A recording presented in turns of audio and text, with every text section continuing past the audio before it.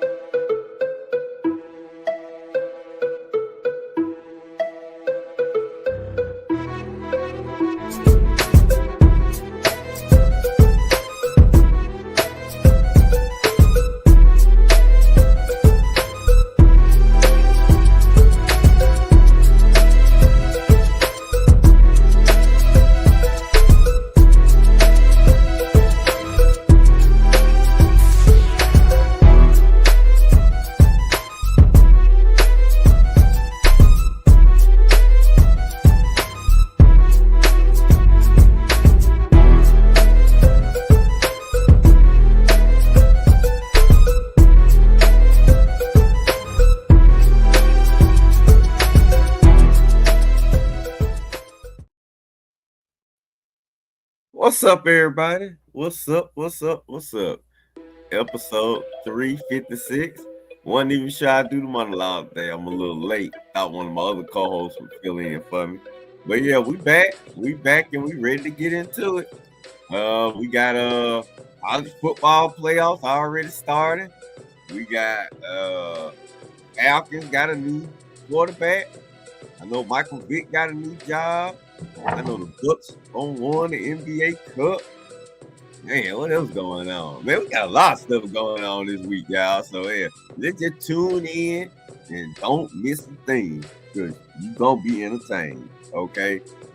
Red and Coach are here. Not sure where our money is, but don't worry, because Alabama ain't in the playoffs, so he don't need to be either. So anyway, let's go.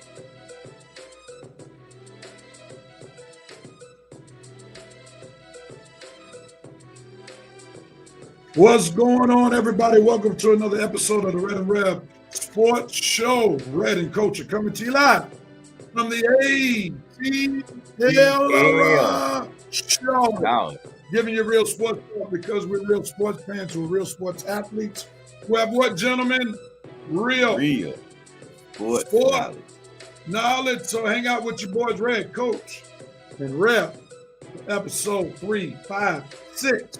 For the Red and Red Sports Show, and as is our sports custom, we turn our numbers attention to Coach Patrick Thomas, who will give us something or someone dealing with those numbers 3, 5, and 6. What you got for us, Coach? Good morning, everybody. I don't have to go too far. I'm not going to delay everybody because I know we got a lot to go through. Number 56 goes to the and considered the greatest NFL linebacker of all time. I mean, it's not hard. 3-time defensive player of the year. And the man who revolutionized the position. Number 56, Lawrence Taylor, New York Giants. 3-time defensive player of the year, 356. 356, Lawrence Taylor, part of that linebacking crew of the New York Giants. I was living in New York at the time. LT played for the Giants, and I was living in New York when they won 2 Super Bowls with LT. So big ups to you, Coach, giving us something dealing with 56 being Lawrence Taylor. All right, let's get started. We want to welcome Revenite Nation, who's in the house, and we want to thank y'all for joining us 1 hour early. We did not want to interrupt anybody's college playoff viewing, where we know one of the games starts at 12. So this is why we're coming on an hour earlier. So let's welcome Revenite Nation. We got a couple of people who joined us. Winston from the Eye Test on YouTube said smash that like button. Y'all are share. Appreciate you, bro. And Joe Black, masquerading as Jameson Black, is with us today all the way from Jacksonville, Florida. What's up, Joe Black? If you are tuning in, won't you chime in? Let us know that you are tuning in to episode 356 of the Red and Rev Sports Show. Let's get this thing started, as MC Hammer would say. And as we get it started, we want to follow Winston's wonderful directions. Please like and share. Please like and share. And we see our officers did not get the memo. We have no gavel slamming from the vice president. We have no information from the president telling the vice president to slam the gavel. So I guess we may get that at the 11 o'clock hour. Who knows? Nevertheless, let's move on. Red, you pretty sports festive over there. You got your nice little background from somewhere, messing around with all your teams and everything. Look at you. All right.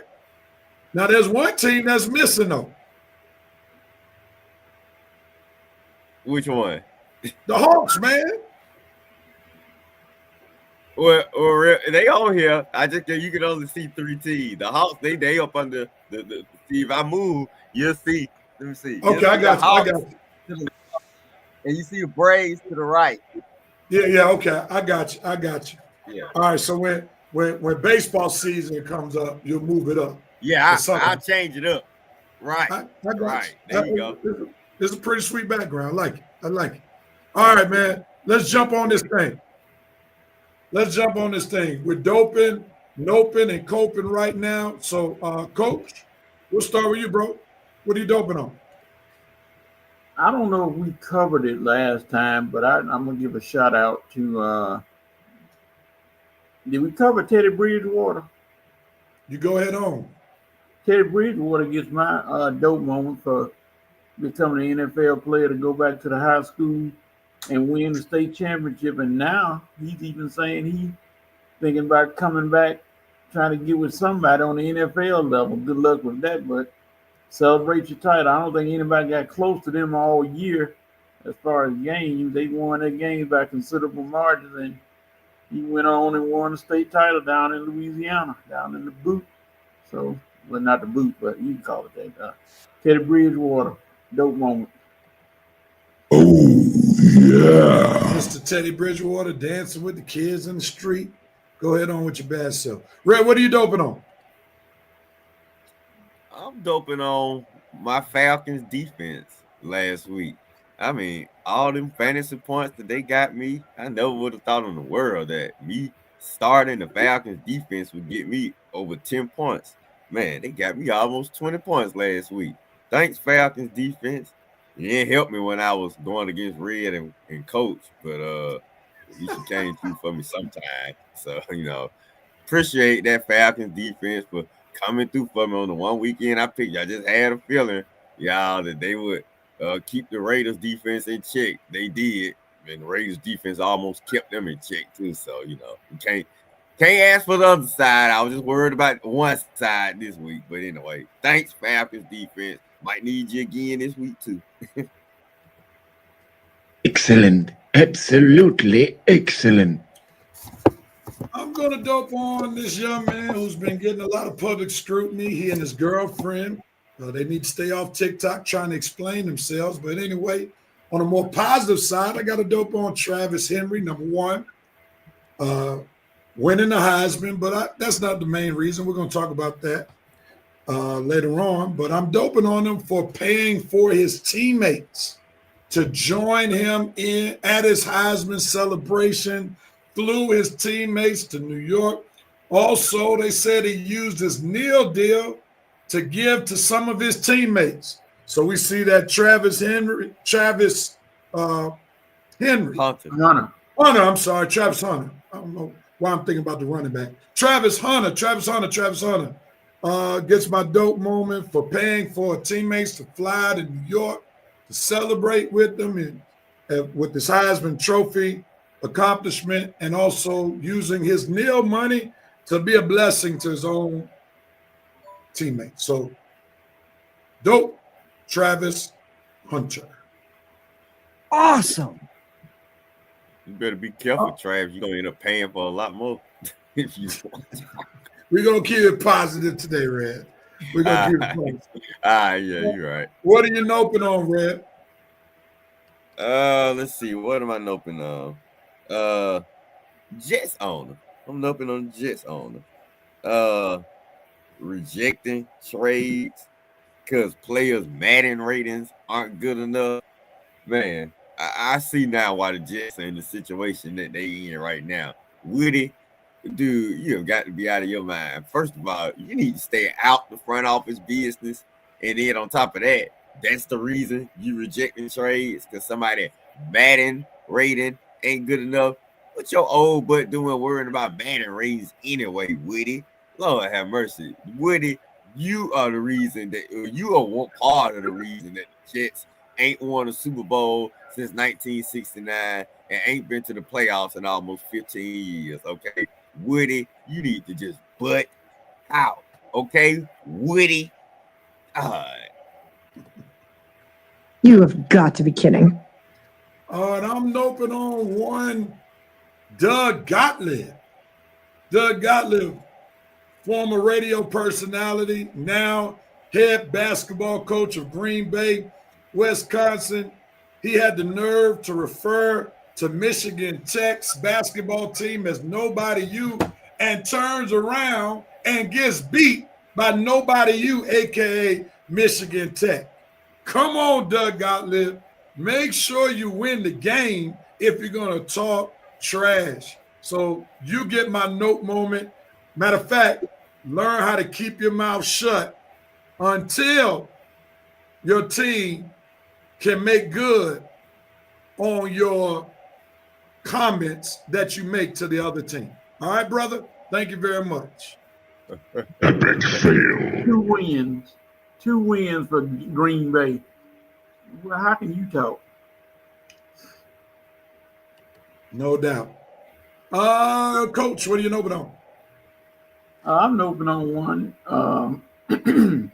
Aaron Rodgers, who they keep sticking a microphone in front of his face and letting him make a clown out of himself. I don't know why they I guess it's good for the sound bites, I guess.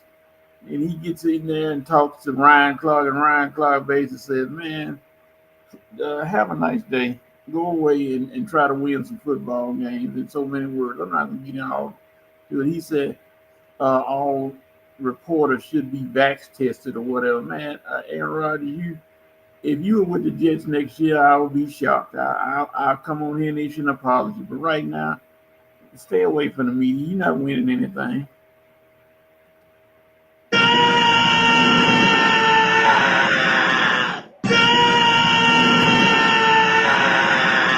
All right, we're on to our coat.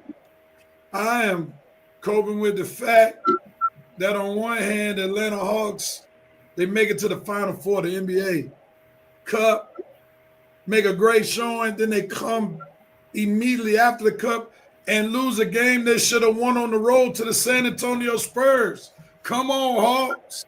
You got to do better. You can't make everybody excited about what you all are doing. Everybody talking about you all doing what you're doing, and then you can't beat the San Antonio Spurs, and you had them beat. But Trae Young misses 2 free throws in regulation, misses a game winning shot before they go into overtime, also committed some terrible turnovers, and then they let Wemby go for 42. Come on, Hawks. You got to be consistent. You got to beat the teams that you're supposed to beat if you want people to take you seriously. So let's pick it up, Hawks. Let's do a little better. So that's my quote moment for this week. Yeah. Sure.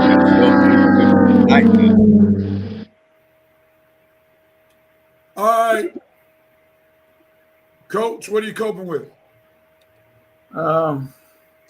I'm unfortunately coping with a matchup that everybody's talking about, and it's going to be one of the most highly publicized matchups of the year between UConn and USC, with Paige Beckers going against Juju Watkins in a battle that everybody's looking forward to. Only problem is on a day when football takes center stage, and unfortunately, hardly anybody, unless you are a diehard, will get to see that game because it's in the middle of this football frenzy, which starts at 12 and ends at 12. So some people will watch it. I may flip over there just occasionally before the Steelers game, but other than that, you picked the wrong day to have a matchup of this quality. You could have done it on another night, and you probably would have got more traction, but you're going to get some. But women's basketball, you're going to take a heat on this one because this is a big day in college football and pro football. So I'm coping with them trying to get some viewers to watch that game.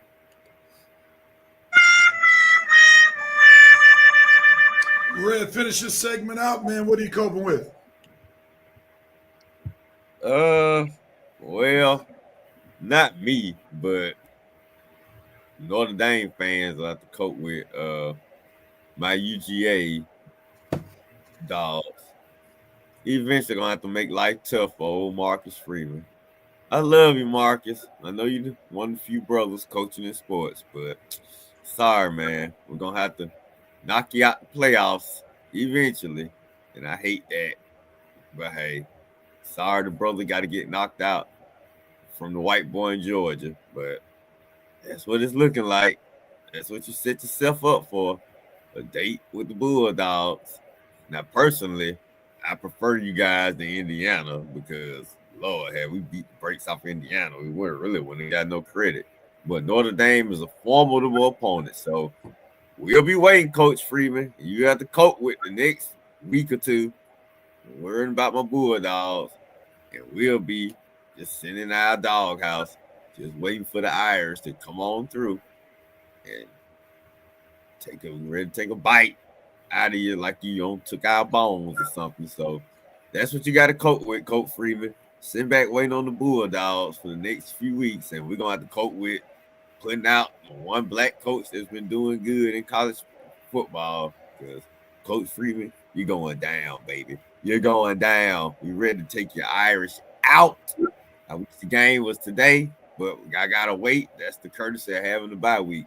But I am so pumped, and my Bulldogs better be pumped too. Now I gotta cope with. I gotta wait for this thing to happen too. So I'm coping myself. I'm coping with a few more weeks. I gotta wait for my team to play in college football. But it's worth the wait. It will be worth the wait. It better be worth the wait. Okay, I'm out. All right, let's go to Revenant Nation. See what they are doping, noping, and coping on this week. And we see we got a little traction going on with Revenant Nation.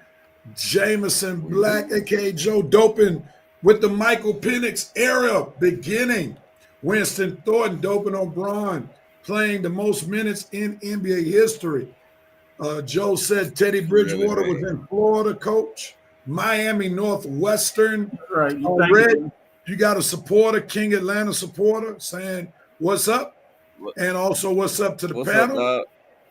Winston saying he's coping with that the Jets are inept because the owner is letting his teenage kids have input on team decisions. My. Joe's noping on Deontay Johnson refusing to play and subsequently being cut. Coach, will there be a Deontay Johnson sighting in Pittsburgh? Don't answer it. I use your name or your phrase. Stay tuned. Winston Thornton is noping on Travis Hunter, still defending his gold-digging significant other when she's showing she's with them for the money and heart eyeing Anthony Edwards, who got a bigger bag. Run, brother, run. Jerome Case doping on the Irish winning the first playoff game, noping on the NBA failing to understand what fans want, coping with the Falcons' indecisiveness. And Jerome Case says extra dope, Mike Vick becoming the new head coach of his Norfolk State Spartans. All right, Revenant Nation, thank y'all so much for your dope note cope moments. We're going to continue on. And let's do this thing real quickly. Let's talk about it.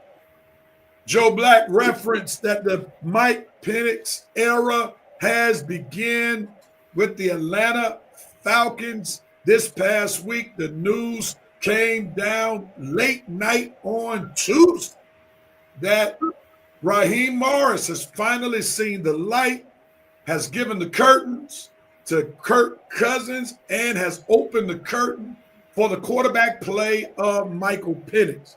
Now, everyone knows by now, if you've been following the show, Rev is an emotionless Falcons fan, and Red was in my camp prior to the announcement. He had become, for a few weeks, an emotionless Falcons fan, but with this announcement, he has taken out the less, and his emotions are back in line with the Atlanta Falcons. So, Red, I'm going to give you a few minutes to talk about what it means to you as an emotional Falcons fan now that Michael Penix has been named the starter for the Atlanta Falcons. What says you, Red?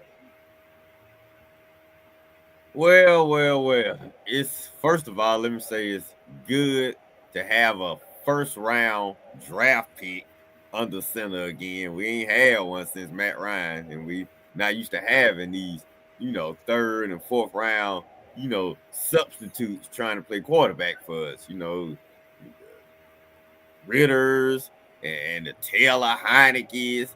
I mean, Mariota was a first-round pick, but he was more of a bust. So, like I say, Falcons just not used to having these rejects at quarterback. That's one thing we used to be able to find was good quarterback play.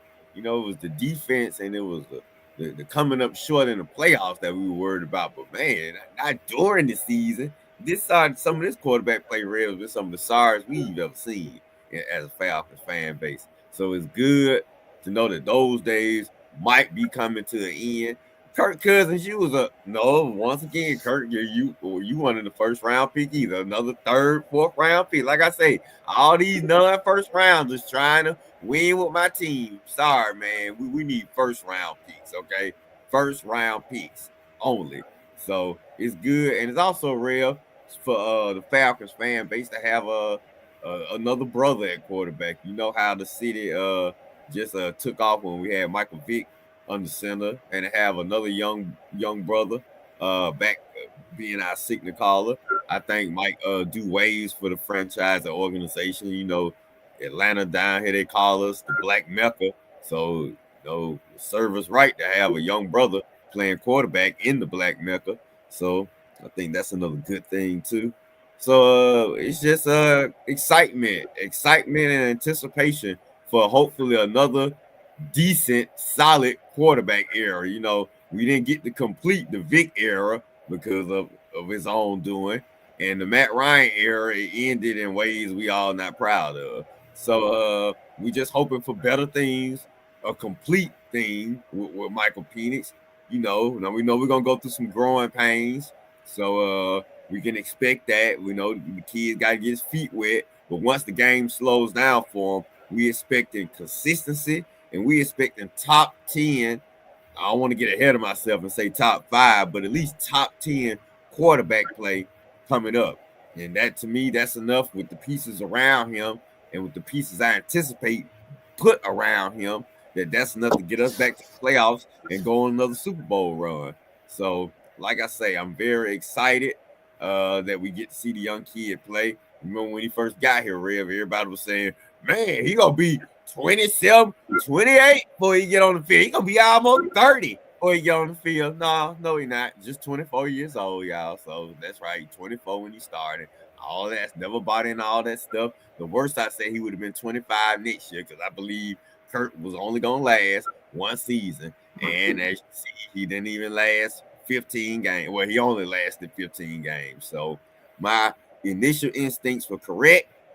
And my future instincts, I hope, are correct as well. Because like I say, I'm expecting big things for Michael Penix with an X.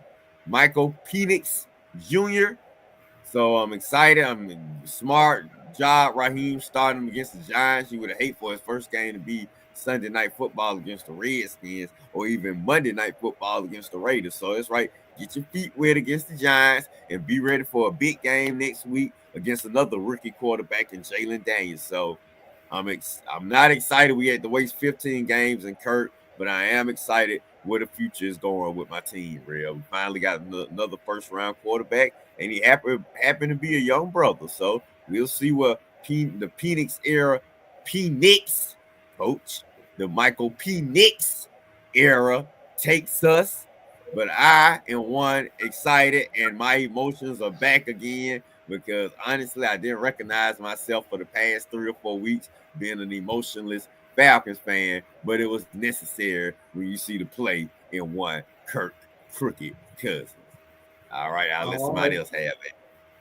All right, Coach, I'm going to come to you because we know we see that red is like the pointer system. I'm so excited, I just can't hide it. He's about to lose control. He thinks he likes it. All right, Coach. That's right. Woo, Red. Playing some of my joints up there, man. He took me back with that one. Coach, you don't have any skin in the Falcons game. You're clearly a Steelers fan. So I want to ask it from this standpoint. Do you think the Falcons made the right move at the right time? We know that the Falcons are trying to get into the playoffs. They're one game behind the Tampa Bay Buccaneers for the division. They own the tiebreaker. They did come off a win against the Raiders, and they have 3 games left. So, Coach, with your objective opinion, did, number one, the Falcons make the right move? Secondly, did they make it at the right time? What says you, Coach?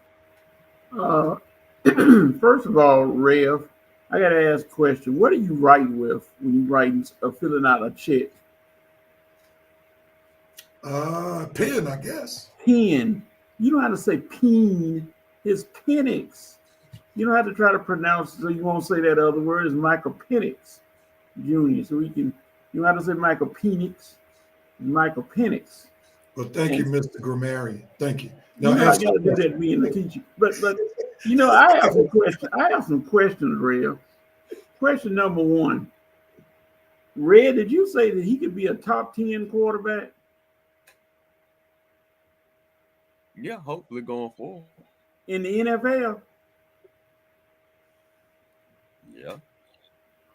Really? So I really gotta have a concern about that. That it's 10 quarterbacks he can't beat. Hold on, Coach. First of all, let's go back to that. Answer the question real quickly. Do you believe the Falcons made the right choice at the right time? And they go to red. It's a good strategic move playing against the Giants because you really can't hurt yourself going against the Giants, who are one of the bottom feeders. And what a good way to get him started against that Swiss cheese defense they got going out there and helping him to get his feet wet against the Giants, because everybody can do what they want to against the Giants if they do it right. So yeah, you don't want to start them out, like I said, against the Eagles or somebody like that. I'm sure they wouldn't have made that move if it was one of those teams. But the Giants, hey, what a way to get him started. He should go out there and have a great game against the Giants, because it's like playing Jonesboro Tech. You can go out there and do your damage against them and help you get your psychologically get your mind right as a quarterback.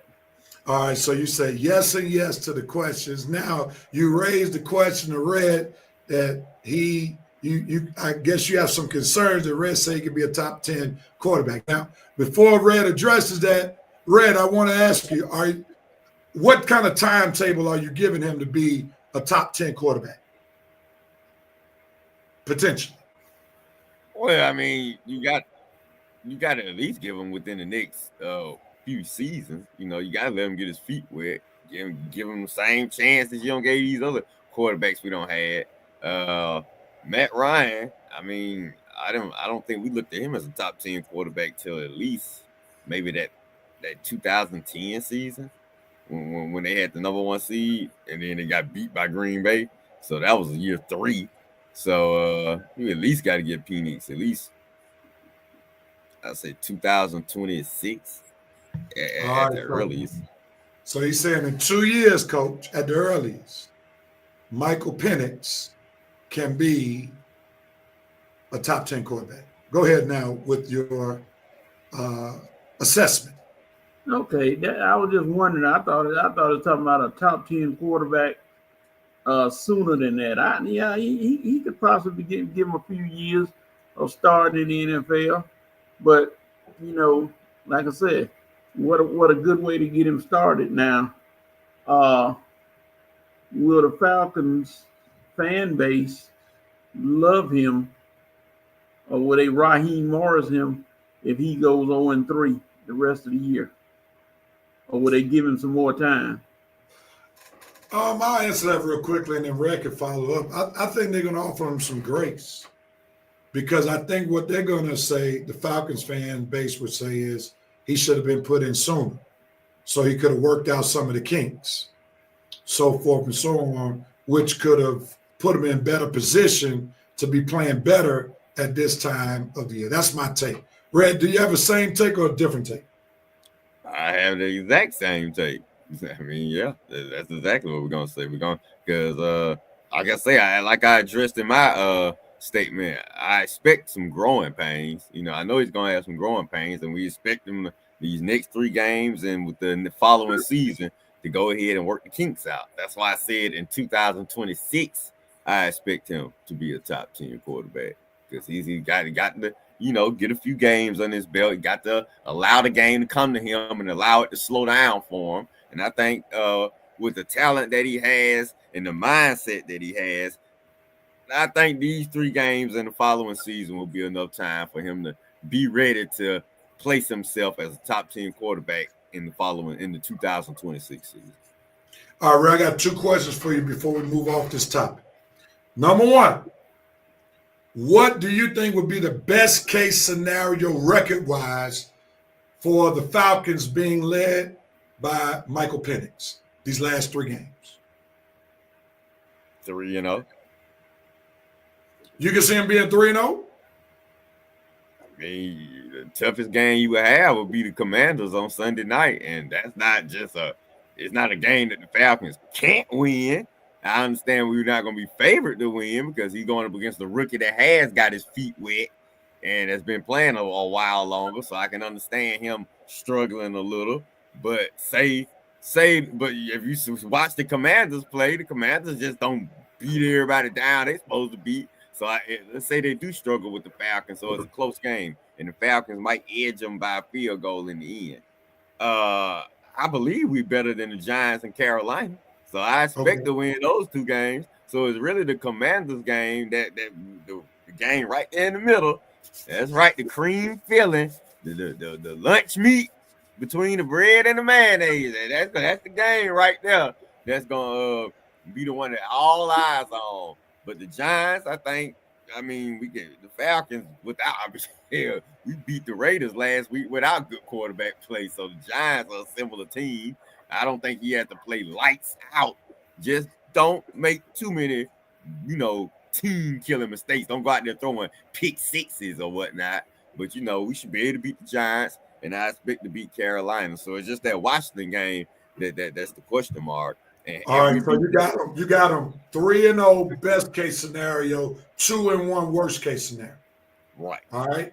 So let's go to next season real quickly. We got to move off this topic, move into our college football playoffs.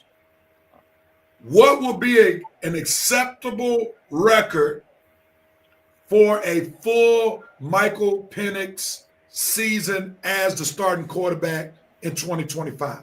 What will be acceptable to you as a Falcons fan? We know that we don't know where the home and away games are and all of that stuff, and we still don't know their full schedule because those records are still being determined. But just hypothetically, going into next season, what would you say would be an acceptable record for the Falcons with Michael Penix being at the helm for an entire season in 2025? Now, this is not the record that I prefer, but I have to be fair.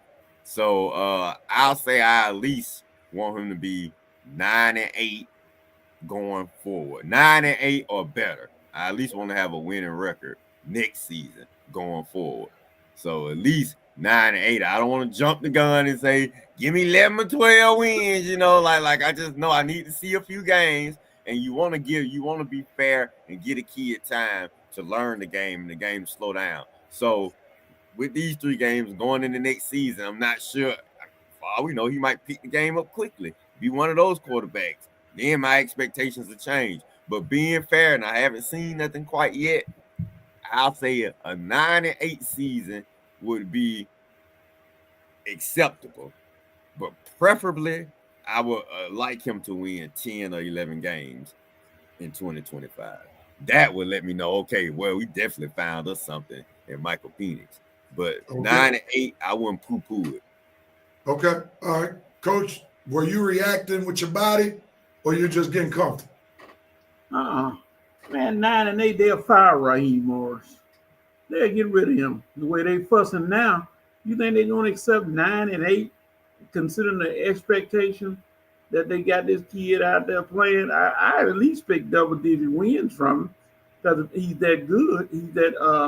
He's a talented young man. And then the fan base is not going to accept 9-8. That's not. I don't think that's a playoff game.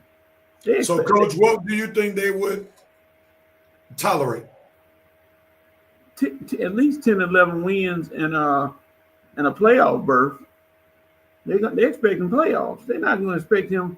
They're not going to be happy to say, okay, 9-8, we got a winning season. We can go with that. It's not going to be that easy, considering he got a whole year, and considering he has plenty of time to practice and plenty of time to get the system down and knowing what he's done. Because they're going to try to compare him. Unfortunately, they're going to try to compare him to Bo Nix. They're going to compare him to Jaden Daniels. Those quarterbacks, first-year quarterbacks who come in after having a whole season, off season and everything, they're going to put the comparisons to those guys. And that's what they're going to base him on. So it's going to be unfair for him. That's what they're going to put him against. Well, technically, Coach, aren't those guys having similar seasons? I mean, Bo Nix, he may win 9, maybe 10 games. Jaden Daniels, we don't know how he's going to finish. So I mean, technically, Aren't both of them fight in playoff contention? Oh, I didn't say the Falcons missed the playoffs. I just gave you the record. I didn't say no playoffs. I just said a record. Real didn't ask me if I think that they were gonna make the playoffs or not. Because then that answer would have been I expect playoffs next season. But I just gave you the record. I mean, we still gonna be in a bad division, so we can easily win the division with 9-8 going into next season. I mean, we only gonna have the Bucks to worry about. Saints, I still gonna think of struggle, and Carolina, I still think will be struggling. So 9-8 or better, but I never said we missed the playoffs. So I guess coaches believing that 9-8 won't win the division or get you in the playoffs. Would you agree? Coach thinking about his division. 9-8 could win it NFC South next season. He could win 9-8 could win the NFC South this season. If Tampa this season for sure. That's what I'm saying. I mean, I expect. I just this say season for sure. I'm not sure if 9-8 will do it next year because Tampa Bay is ascending again. Carolina is going to be better next year. So I don't know if 9-8 will do it, but you're right. If we base it off this year, 9-8 could easily win the division. I expect. I said 9. I said to be fair. I said 9-8 or better.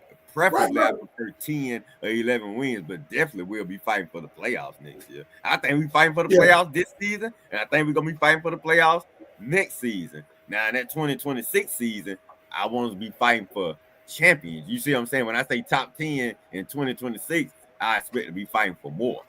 I got you. So to Coach's point, I do believe though, especially if Jaden Daniels and Bo Nix make the playoffs this year, that's going to put more pressure on Michael Penix next year. No doubt about it. Of course, definitely. And especially if the Falcons don't make the playoffs this year, that's going to put more pressure on Michael Penix next year. So a lot of the pressure and what the Falcons fans will accept will be predicated upon what happens at the end of this year. Our Reverend Nation has shared a couple of things. Jameson Black says you can see after Kirk threw the interception Monday, the coach has lost all confidence in Kirk. He also said there needs to be some patience. Don't overlook going to a left-handed quarterback as an adjustment. The ball does come out differently, so that makes some sense. Jerome K says, Coach, the Falcons fan bases, they're delusional. It's wild that the Falcons fans would want Penix to start sooner than now when statistics prove that it's better for a rookie to start during their second season. Black Joe / Jameson was saying, Rev, we have the NFC West and the AFC East next year. So that means you got the Dolphins, Bills, and Jets coming in next year. Who would I miss in the AFC East? Dolphins, Bills, Jets, and Patriots. Then NFC West, you got the Rams, 49ers, Seahawks, Cardinals, and the Cardinals. Woo, that's a tough schedule right there. Not really. Just off those 8. Okay.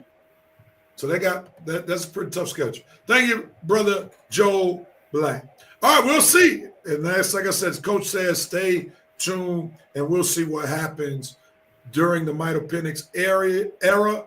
All eyes will be on Falcons game, the Falcons game this week and next week as the Falcons game next week against the Washington Commanders has been flexed. That's right. It's Sunday night, so we'll get a good look. The nation will get a good look at Michael Penix next year. All right, man, the NCAA playoffs started last night, and we got a winner. Indiana goes down to Notre Dame in the Indiana College Playoff Classic. Last night, Notre Dame wins by 10. Let's ask for some just short comments on this game. There'll be no commentary between Notre Dame and Georgia because they don't play until January 1st. We'll have a show next week to talk about that. So with that being said, Coach, are you available to make a comment? Yes, sir. What are your thoughts about last night's game? Well, I'm looking at the fact that you people are saying that Indiana shouldn't have been in the game and they shouldn't have played, but they act like a lot of people act like Notre Dame is some kind of team that can't play football. I mean, they reeled off 10 straight after they lost to Northern Illinois. That game they lost, and everybody was like, "Oh, gloom and doom." They won in Indiana.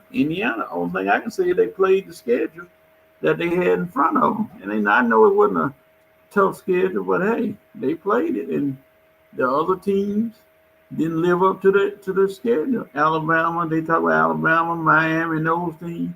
They lost to non-ranked teams as well. So, only thing I say is you got to win who they put in front of you. As simple as that. And they didn't. And then they ran into Notre Dame, who was clearly better than them. All right, Red, your thoughts about last night's game? I just think Indiana got exposed a little bit. I mean, they've been playing cupcakes all year long, and a few times they played the powerhouses. You see what happened. I mean, I'm not looking at those garbage points they scored late as anything. I mean, yeah, they got a couple of touchdowns late, but really Notre Dame shut them out pretty much the whole game. 3 points after this coach been talking trash all year long, laughing at folks saying, "Ooh, does Indiana belong?" Well, I can't believe you asked me that. Shoot. Well, I can't believe the performance y'all had last night with until about 5 minutes left in the fourth quarter. That's when you finally started playing. Well, sorry, coach. The playoffs have begun, and this game is almost over with. So I appreciate Coach in his enthusiastic manner all year long, but Indiana got exposed last night. They were supposed to be this big-time defense, especially run defense, and Notre Dame almost put up 200 yards rushing on them. So, look, little coach, whatever your name is, yeah. Choked and you got exposed. Okay, exactly what I thought was gonna happen. Had you looked up and got past Notre Dame, the same thing would have happened to my Bulldogs, except we wouldn't have gave you them late fourth quarter touchdowns that you got. Y'all would have finished the game with just 3 points. But anyway, Notre Dame prevailed. Good win from Coach Freeman, and I'm definitely anticipating the matchup in 2 weeks that I'm not gonna talk about right now. Thank you, sir. Thank you. It was almost like at the press conference, Indiana's coach had listened to Marvin Sapp. Where during the press conference, he was like, Notre Dame was stronger, wiser, and better than our team, because he kept talking about their speed, their size, and so much, so forth and so on. So he kind of realized that his team really didn't measure up to the big boys at this juncture of the season. And he did what he needed to do to talk the right talk for his team to get into the college playoffs.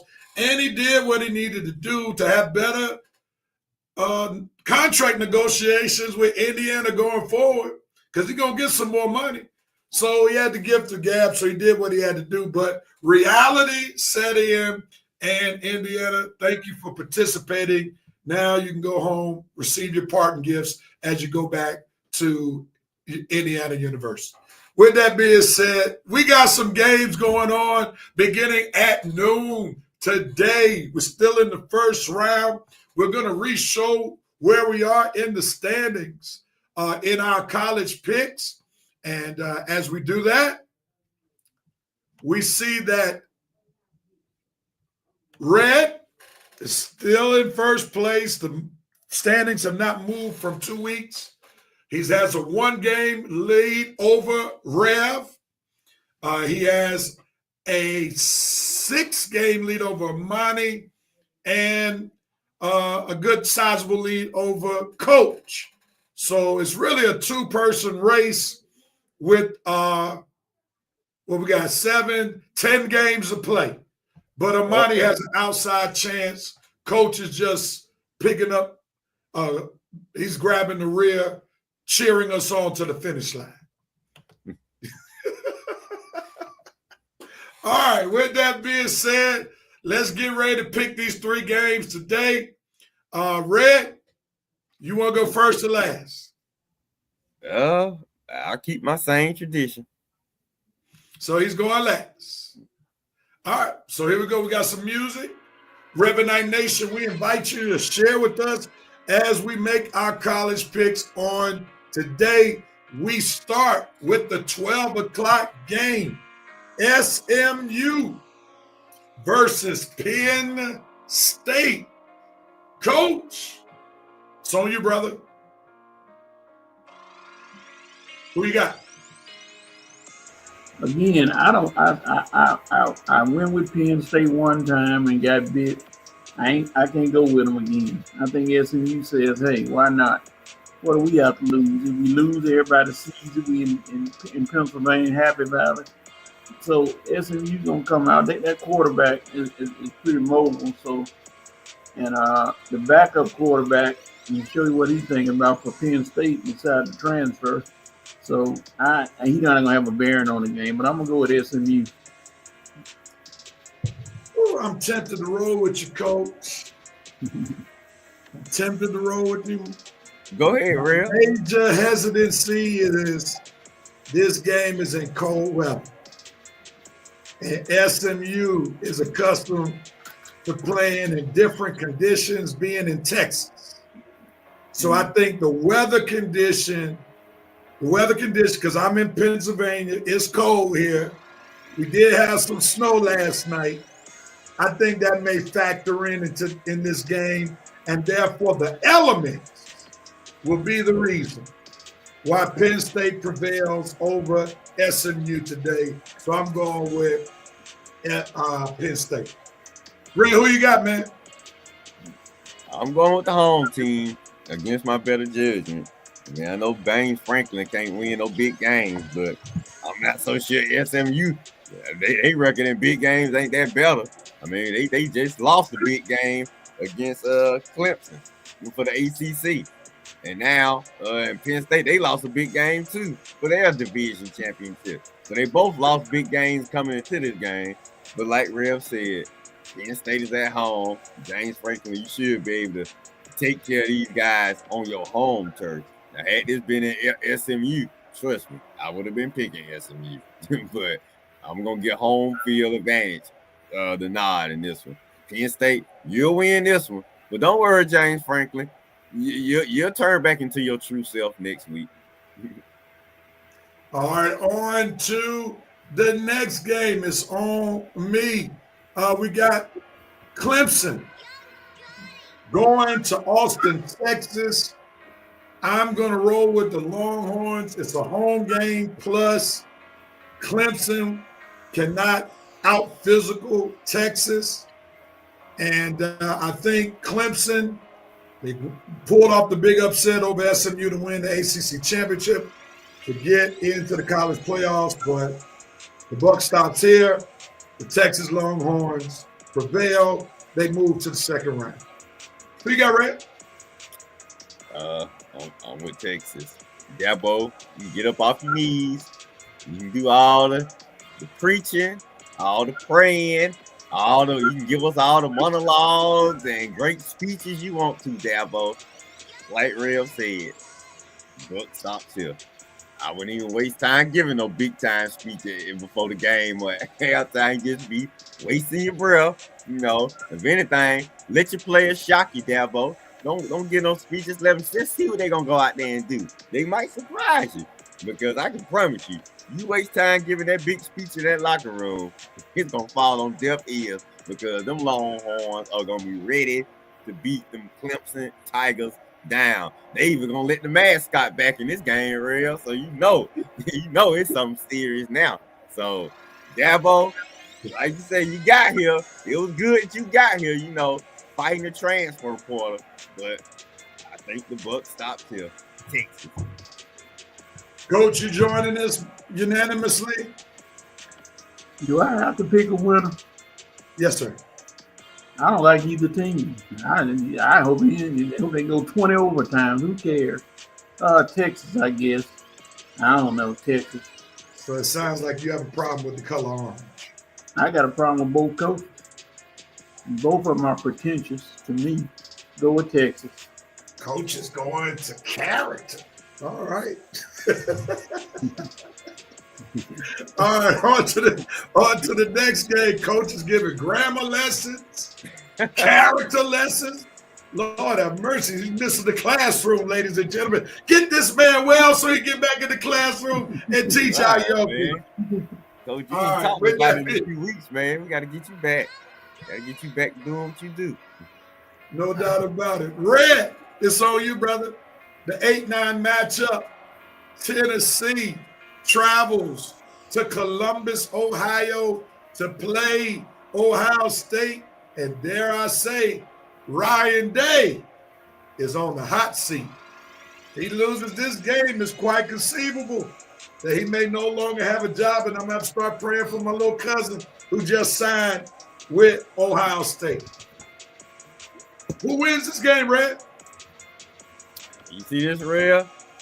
This was going to be happening to Ryan Day's seat after this game. Woo! Lord have mercy. Great balls of fire. Because, yeah, if you waiting for Red to be Red in one of these games, this is it. That's right, baby. I'm riding with Nico and Josh Heupel. SEC prevails over that choking Ryan Day. And Ryan Day, man, you knew this was coming, man. I don't know if anybody trusted you, man, after losing to that sorry Michigan team. And I'm telling you what, I ain't never trusted you, but you ain't my coach, so I don't have to trust you. And I say Tennessee and the SEC takes Ryan Day out, Rev. This is the upset of the day. That's right. Nico and boys are taking Ohio State out. Are you watching, Eric? That's right. Your Ohio State Buckeyes are going to be Buckeyes after the day because they going down, baby. Tennessee over Ohio State. Red's upset pick of the day. Do you smell it, Coach? Do you smell it, President? You ain't got to smell it because I smell it. Tennessee over Ohio State. All right, so Red is going with the SEC companion of Georgia. Coach, are you buying what Red is selling? Well, you got to look at after a while, the wideouts in Migba and Smith are going to actually show up, even though their quarterback is decidedly not that good. They're going to have to show up on after a while. And, you know, Nico is a Southern Cal boy. He's born in California, so culture shock with the weather, but I think he's handling it for it. It does get cold in Tennessee. The folks act like it doesn't get cold in Nashville. It does. But Ryan Day is like what's the daddy in the Lion King who was cornered and had to fight for his life. Every weekend is a Super Bowl for him as a coach. I mean, he got to win. He didn't have a choice. He put that pressure on himself. If he had just beat Michigan, he could have had a little leeway and been able to relax a little bit and just make it like a regular game. There ain't no game regular for him nowadays. So he's going to come out there and beat Tennessee. So I'm going to go with Ryan Day and Ohio State. All right, Coach, you said a whole lot. I thought you were going in Tennessee direction for a minute, but you finally came back around to Columbus, Ohio, and Ohio State. And I'm joining Coach in this one. I'm joining Coach with this one. 24 degrees at 8 p.m. matters. And I think this is the biggest thing that has to be taken into account. Weather matters. Yeah, Tennessee gets cold at this time, but they have not played a game in 20-degree weather at nighttime. Coach talked about how the quarterback for Tennessee is from Southern California. I don't think he's ever played in a cold game because he surely never played in a 20-degree weather game in Southern California. So I believe Ohio State, who just played a game in frigid temperatures 2 weeks ago against Michigan when they lost, definitely will be able to man the elements much better than Tennessee. If this were in a dome, like most of the big bowl games usually are, which will start being played in the domes next week, then, of course, I might be able to roll with red with Tennessee. But not in this one, buddy. Give me Ohio State for the dub because, once again, elements matter. Man, what are you thinking about? 28 degrees. God. It'd be 24 degrees at kickoff. Probably so. Man, that's crazy. Winston Thornton has SMU beating Penn State. Jerome Case has Penn State. Franklin will silence the voices of criticism. No, Jerome Case has Clemson for the upset over Texas. Wow.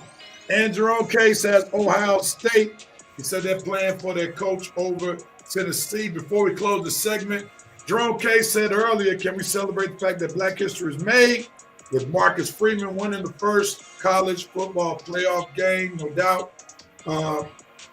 Jerome Case said, Red, did Indiana really get exposed or did they just get beat by a better team? The Indiana team did a great job turning around a team and winning 11 games. Give props where they do. They get props for making the playoffs, but I have to agree with Red. They were exposed. Even the coach said they were exposed when he gave his Marvin Sapp that Notre Dame was stronger and better. All right. Jerome Case said, don't worry, coach. One day the last shall be first, and the last is first in the NFL by a mile. So coach ain't sad about those standings right there. All right. With that being said, we're at halftime of the Red and Rev Sports Show. We want to thank Revenite Nation, especially Jerome and Winston for holding it down for Revenite Nation, as others may be waking up or they may be doing some Christmas shopping since this is the last week of Christmas shopping. But we do have some more sports talk coming your way. We got some NBA to talk about. We got some NFL to talk about. So stay tuned for the second half of the Red and Red Sports Show. We'll be right back. Better learn to shop Amazon.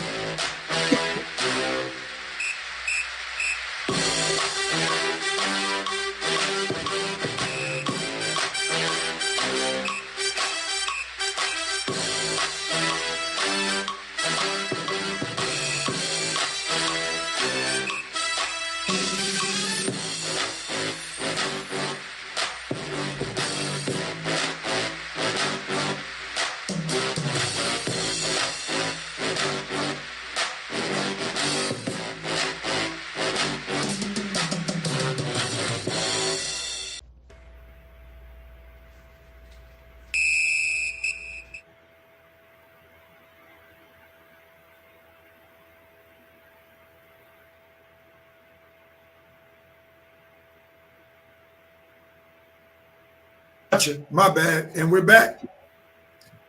Second half of the Red and Red Sports Show. We have some good sports talk ahead. We want to thank Revenite Nation for blessing us with your comments and presence on today. And look at who comes to town. The VP. Dang, y'all came on early, Lord. VP is here with his late behind. Yes, you are late. And now we're going to have to make sure that the officers look on Friday night where we're going to be on. we need y'all to look at the page on Friday, not just wait for the page on Saturday. But thank you, Mr. VP, for coming. We've already made our college picks, and he got the Vols, I guess, beating Ohio State, so we'll see. But nevertheless, right, you and me, big dog. We'll give you a pass, Mr. Vice President. Go ahead and slam the gavel, even though we've been on the air for an hour. We'll still take a late gavel knock from the VP. So go ahead and put it in real quick. He said the officer message board was smeared. Good comeback, Mr. Vice President. Well, Mr. Vice President, you are here in time to type in your famous line. And Red, are you still here? Oh, I'm here, baby. All right, man.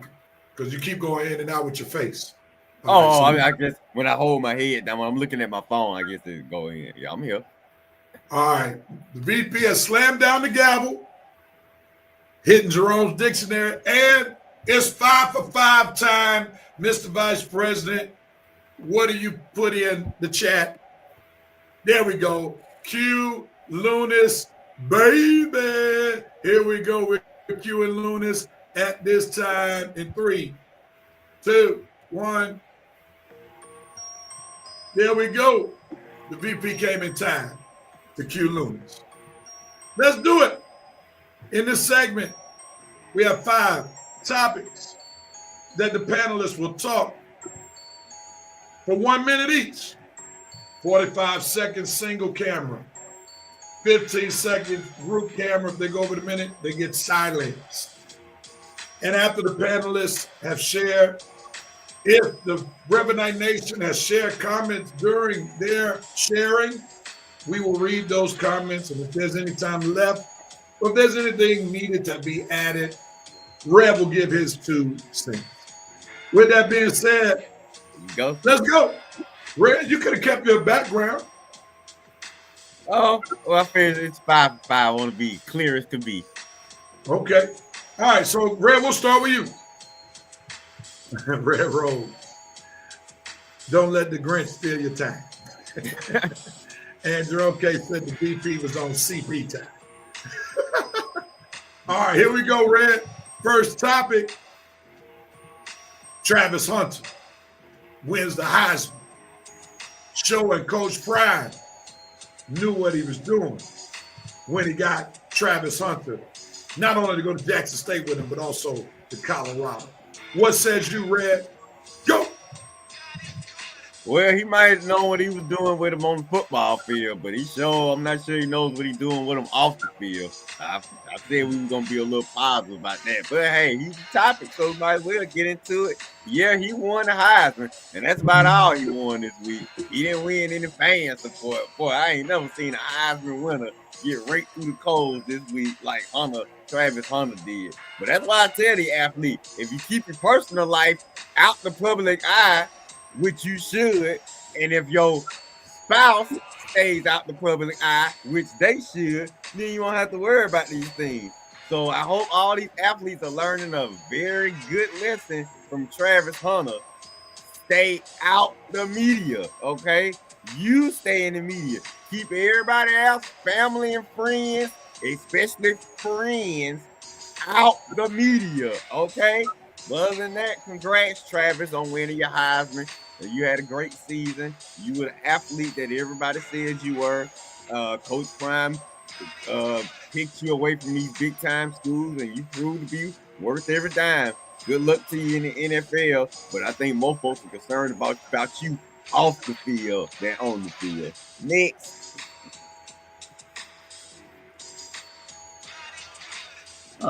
Travis, congratulations on having a season that has not been done in a while. You did it on both ends, on the offensive and defensive end. You made sure that you contributed to your team's 9 wins on both sides. You know, like they said, Genty did his thing as a running back, but Hunter was present on the field more, at least 90% of his team's plays the entire year. So big up to Travis Hunter, and hopefully he can, well, I know hopefully he will parlay that into success in the NFL. All right. Let's see if Reverend Nation has any comments about this Travis Hunter thing. Hunter winning the Heisman was very accurate, playing 95% of all plays. It's crazy work. Folks are in their fields as they hate Travis Hunter due to their hatred of Coach Prime. Roy Michael Johnson, message by Red. We knew Red was going to take the entertainment route, getting into Travis's personal life. Says congratulations to Travis Hunter on making unprecedented history as one of one.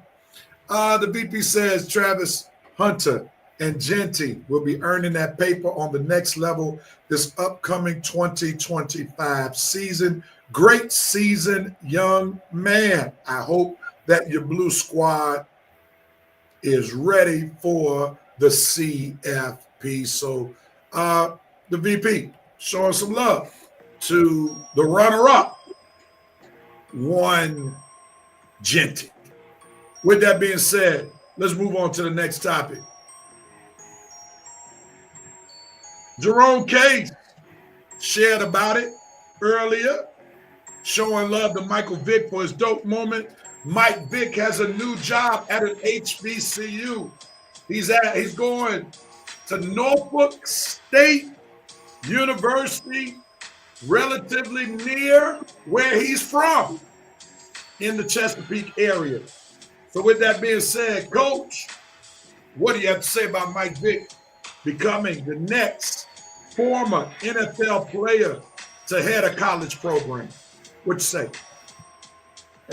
Congratulations to Michael Vick on getting a coaching job, but no time to rest, Mike. Now it's time you should be. I know he's already done it, made some calls, getting his staff together, and hitting that recruiting trail hard. You have a chance to do something that nobody has done at Norfolk State in a while. That's have a winning record. They struggle, but you can make some waves. Nobody's expecting you to win a national championship, black national championship your first year, but they want to see some improvements. So get your staff together. Players will come because they want to learn under you. So good job, Michael Vick. Make everybody proud. Red, what says you about your former quarterback? It's just, this guy, man, is just amazing to me. He just keeps making history, and positive history too. I mean, Coach, real, how many former members of Leavenworth will ever say that they got a head coaching job after spending time in Leavenworth? Now, okay, I mean, we got to get a movie made about this guy. I mean, the prison scenes alone are going to be award worthy. You know what I'm saying? And then after the prison, getting his career back, and retiring respectfully, getting a good TV job, doing that gracefully. Now you a head coach. Man, look, I know the early years and the prison years are going to be like Malcolm X, but after those years, they're going to be again like Malcolm X, except for the ending scene. Hopefully ain't going to be no death scene. But man, this guy's life story, real, they need to help him get a movie made. Because this guy just continues to amaze me and all the things he's accomplishing after prison. Thank you, Red. Appreciate you, man. The BP said, congrats on NB7. Do your due diligence. You got this. Do your thing, bro. We will be watching. Yes, sir. And BP took us to church. Won't he do it? Roy Michael Johnson, former QB at Hampton University, said, I hope it doesn't hurt my home by the sea. Hampton U in recruiting. I believe it will, sir. Mike Vick got a lot of gravitas in that neck of the woods. Jerome K said, hopefully Vick can keep the hometown talent at home. Lord, please keep the Norfolk Hood mentality out of the locker room. BP says, dang, Red, you should host a show working at the locker. Again, won't he do it? Can't wait for the 30 for 30. I will say I love Michael Vick going back to near his hometown to be the head coach. I do have a couple of concerns.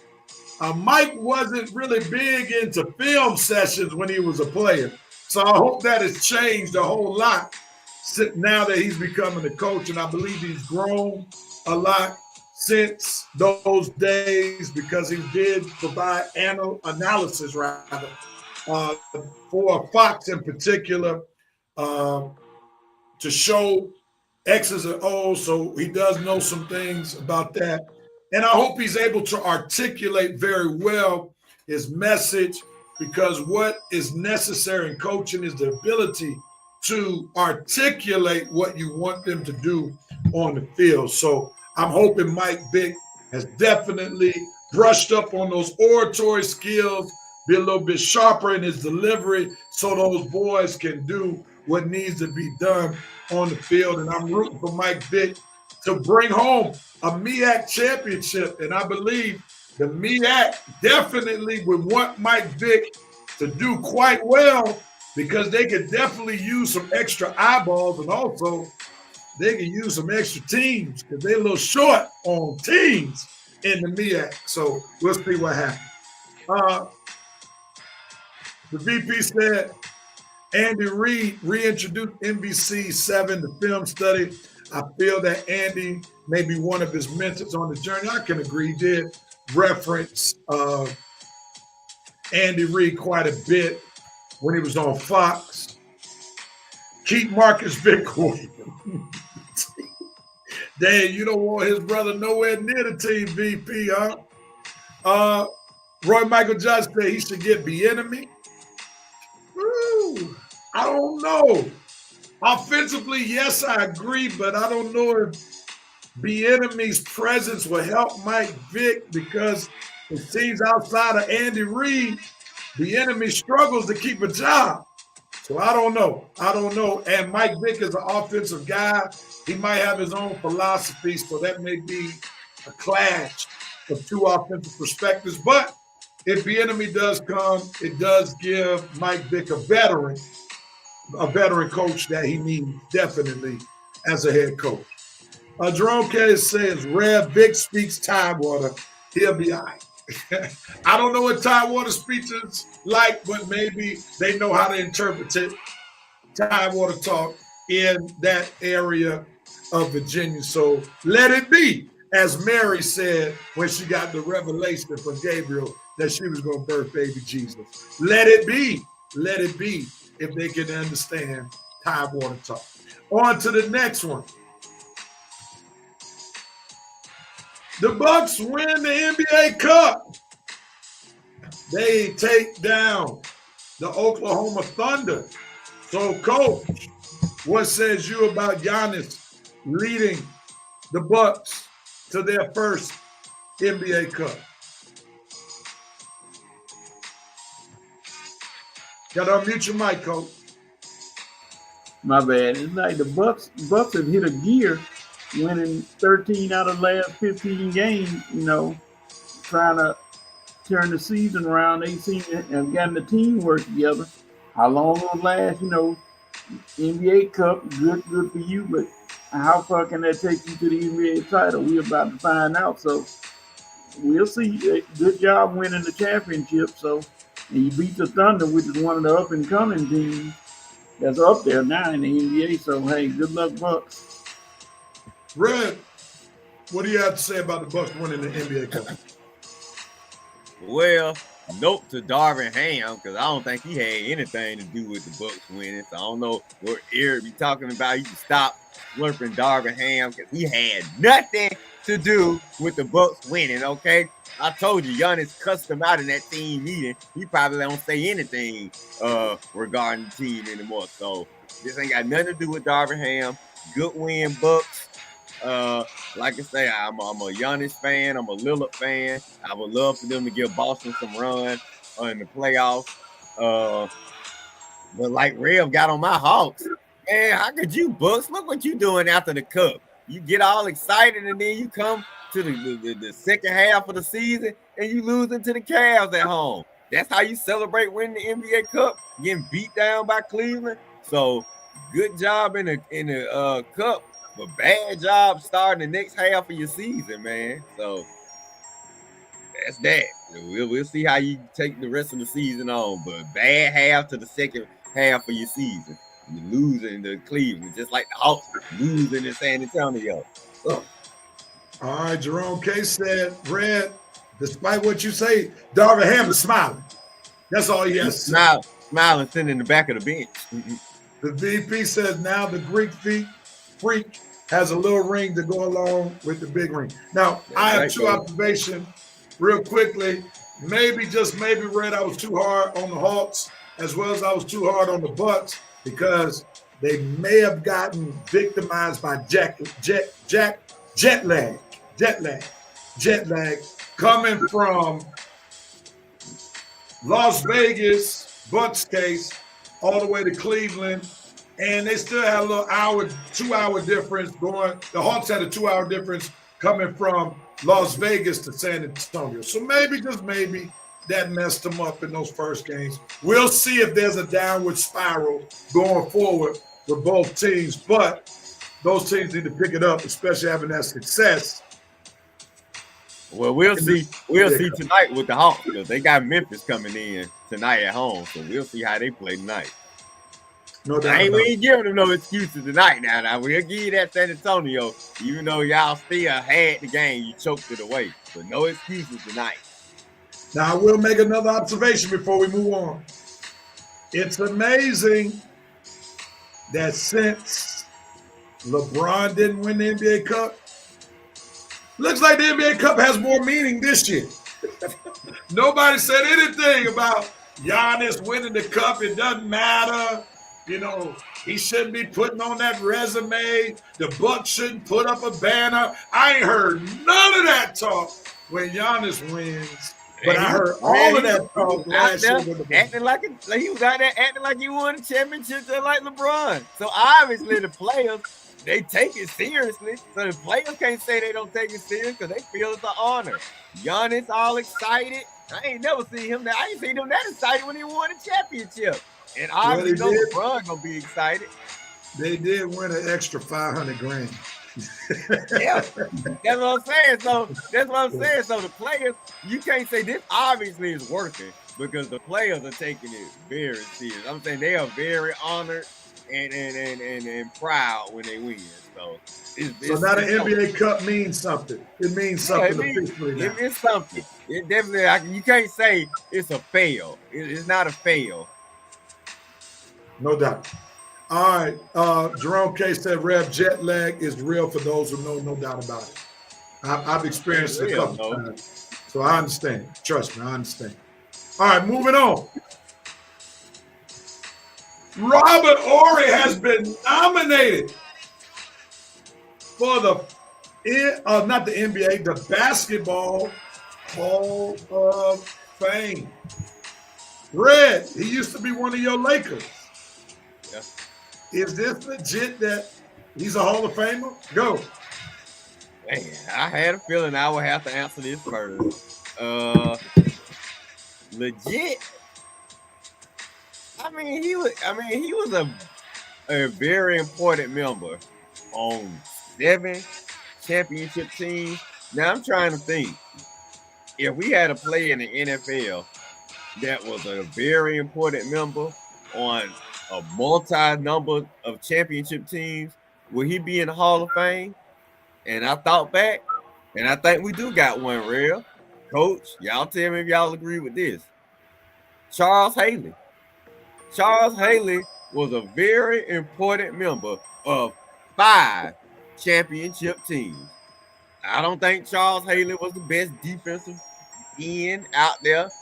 I don't think he was a multiple-time Pro Bowler. I don't think he won that many All-Pros. But when it was time, when the lights were the biggest, Charles Haley played the loudest. And you got to look at Robert Horry. When the lights were the brightest, he made his shots were the biggest on 5 championship teams. 7 championship teams. 2 Houston Rocket teams, 3 Laker teams and 2 San Antonio Spurs teams. Big Shot Rob is what they called him, and big shots he made. So, Basketball Hall of Fame, you can't tell the story of basketball without mentioning Robert Horry.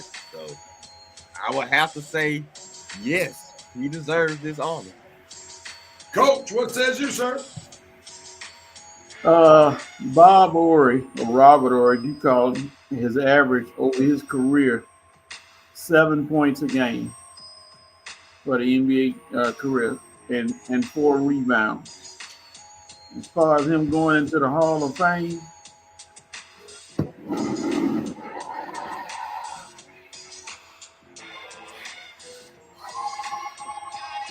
not going to happen. Not averaging 7 points a game and 4 rebounds. Totality of work. I mean, you hit big shots at the end of the game. If that's the case, everybody that made a big shot will get in. But, I mean, considering the overall game, you know, what did you do to get them to that point? I don't know. I mean, he had some good moments, but I don't know if you can put moments in the Hall of Fame. So I'm going to say, unfortunately for Bob Horry, no. All right, we'll come back to it. Let me see if Reverend Nation commented. The VP said, big shot. Bob made the most of his situation. Folks can say what they want. Horry lived his best basketball life. Well deserved, sir. Coach, you got one guy against you. Jerome K said, big shot Bob is a Hall of Fame player, no doubt. He's the definition of clutch. That's number 2 against you. Charles Haley made All-Pro 2 times and 5 times Pro Bowler. He's in the 2 teams, Dallas and San Francisco. Red Dante said that was a bad comparison. Horry doesn't belong in the Hall of Fame. Coach, got some assistance. Jerome K says, Coach, his peers recognize him as a Hall of Famer. What peers? Dante Armstrong says, hold on, Coach, hold your horses. Haley also had over 100 sacks in his career. He's really doubling down on you, Red. Said that was a bad comparison. He hated that. He hated The that. BP says facts with a K, not the T. The Jerome, the coach's corner has chimed in. No, you're not going to do my cousin like that. Haley is a 2-time defensive player of the year, 5 Pro Bowler, 2-time All-Pro. Horry did nothing. So Coach got another supporter. Dante says he's in 2 teams Ring of Honor. Gotcha. All right.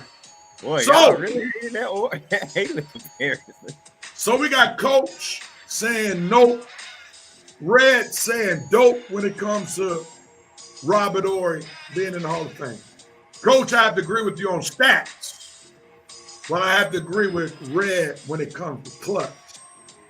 And one of the things that when we talk about Baseball Hall of Fame, we have persons who are called the closers who make the Baseball Hall of Fame, who only pitch in 1 inning. And that's why I say Robert Horry goes in, because maybe he didn't do it for 48 minutes. Maybe he didn't even do it for 24 minutes.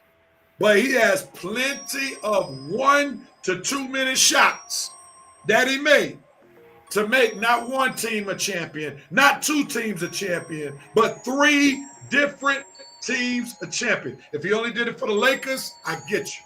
But he did it for the Lakers, the Rockets, and the San Antonio Spurs. And like Red said, you can't mention the Lakers chips. You can't mention the San Antonio chips.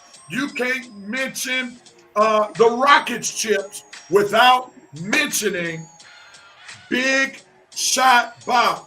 You don't give a person a nickname if they're not Hall of Fame worthy. And he got a Hall of Fame worthy nickname, Big Shot Bob, Clutch Shot Bob, because he helped Kobe and Shaq get those chips. He helped Ginobili, Parker, and Tim Duncan win some of chips. He helped Hakeem Olajuwon and Clyde Drexler win some chips. So you got to put that man in the Hall of Fame, not because of stats, but because he was clutch. Coach, what you got to say, man? So basically what you're saying is he can sit the whole game. He comes in and play 2 seconds and hit a shot.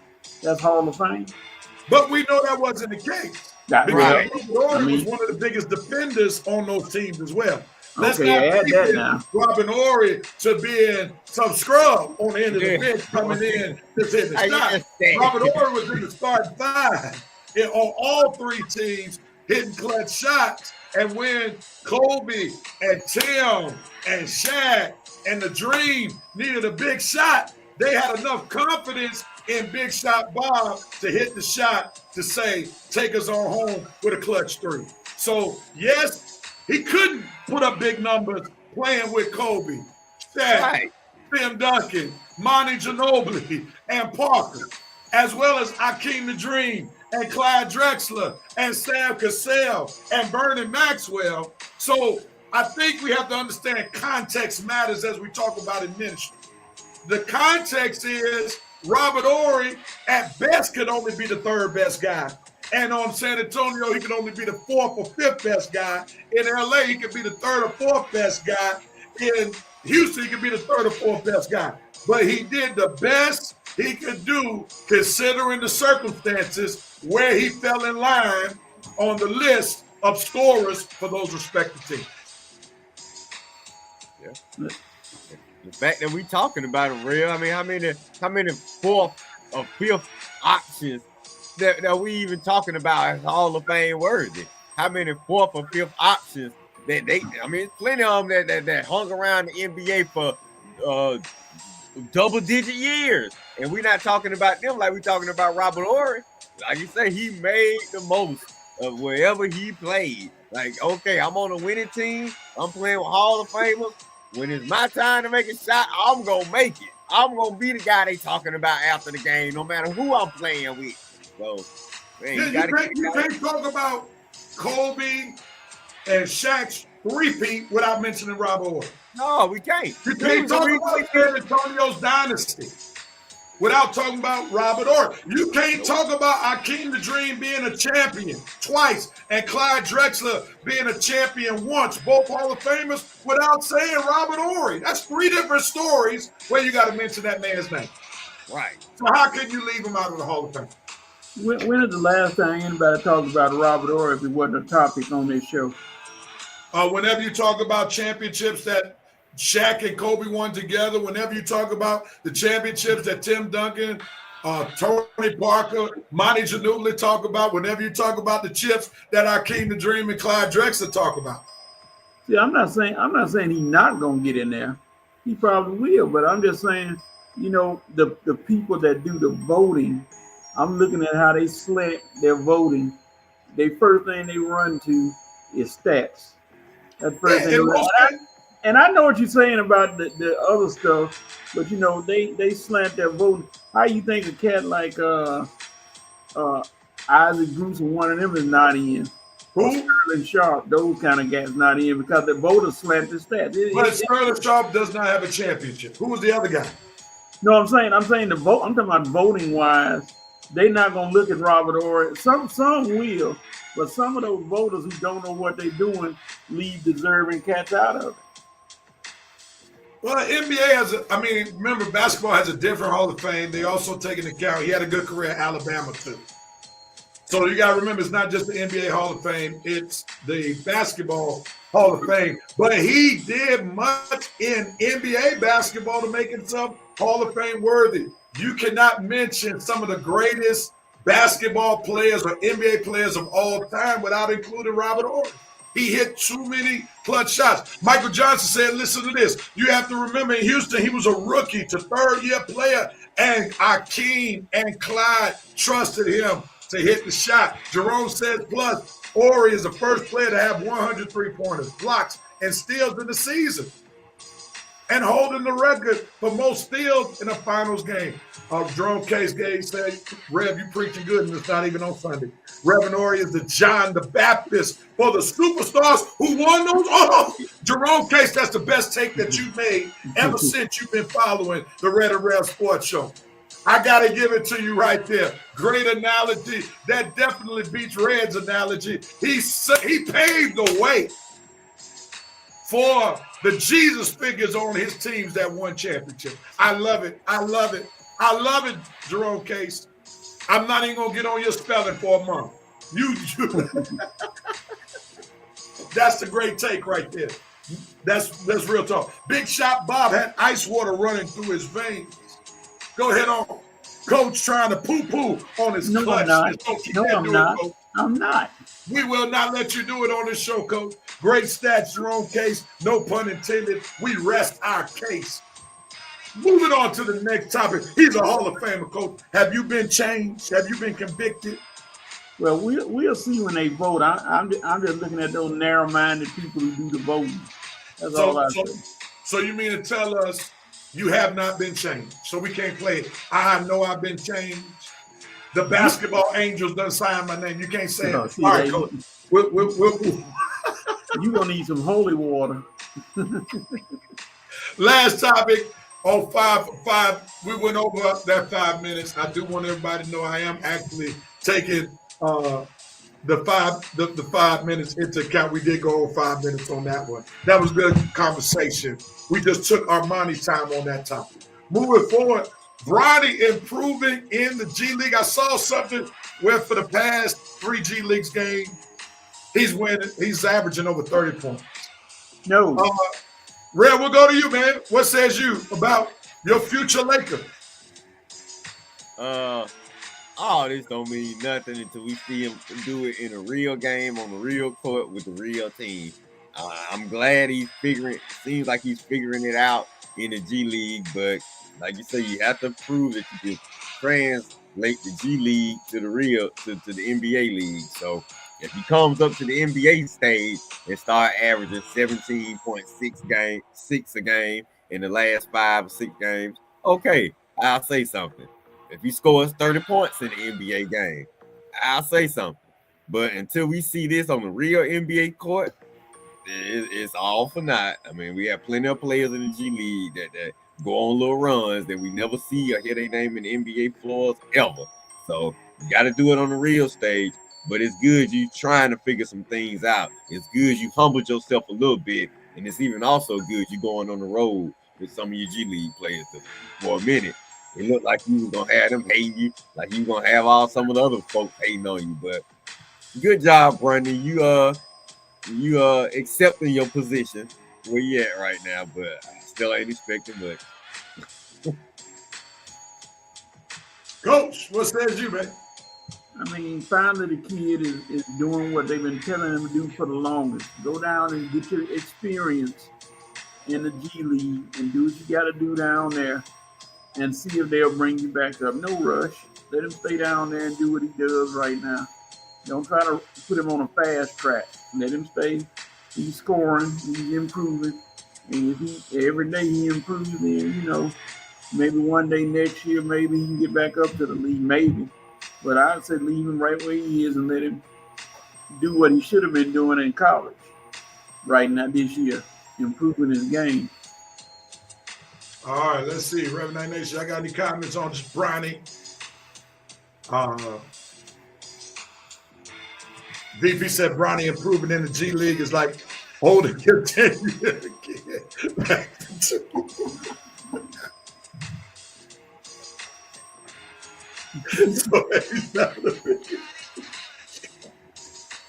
Man, that is messed up, nah. Oh, man, that's so good, dude. I can't even laugh at that, man. That is a good man. You showed out on that one, bitch. He got down. One of your best ones. I couldn't even read it, man. I couldn't even read it. Let me get my composure. Please forgive me for my lack of professionalism being the host on the Red and Rev Sports Show. He said Bronny improving in the G League is like holding your 10-year-old kid back for 2 years. Oh, God, man. So he's not the biggest. You hold him back, man. In second grade. He actually doing it with kids his own age, man. Man, that was funny. You need to be put in time on VP. You need to be put in time. I ain't letting him get away with this. First, you want to shoot Joel Embiid. Now you talking about holding him back to be the biggest kid in the class. That's Coach, wrong. going back to the Robert Ory take, the VP said Coach needs to come to the front so that the elders can lay hands. Oh Lord, not the laying of the hands. Oh Lord. Let me just say this. I have a new angle on my coat moment last week. I argued that because Bronny had his career high, it's now time for him to come to the NBA because he's a secret weapon for the Lakers. The Lakers on a 2-game winning streak without him. So as some have argued that his daddy is the GOAT in the NBA, let Bronny stay in the G League and fight for GOAT status in the G League. That's my proposition. Let him be the GOAT of the G League. So you got arguably Senior being the GOAT in the NBA and Junior being the GOAT of the G League. What says you, Red? I say we the Lakers don't need Bronny right now. So Let him be the GOAT of the G League. yeah. Well, I don't even think Daddy is the go to the real league. So if I don't think Daddy is the go to the real league, I doubt Junior gonna be the go to the G League. And man, unless he gonna be the Billy goat, like you thought he was at first. But we'll see. Like I said, I'm still thinking about Vincent coming, man. Man, that was a good one, man.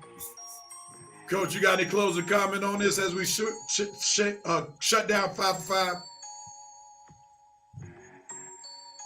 You're muted, Can't hear Coach. you, Coach. I think the VP needs to be banned from the show for at least 25 minutes, and then he can come back with another take because he's ridiculous. He's fired up today for these last couple of weeks for some reason. Well, he missed the first hour, so he got a lot of ammunition to let out. See, look what he posted now. My guy, Ronnie aspires to GOAT status in the G League. Is like Sling Blade doing that. Really? Oh man, he's rolling today.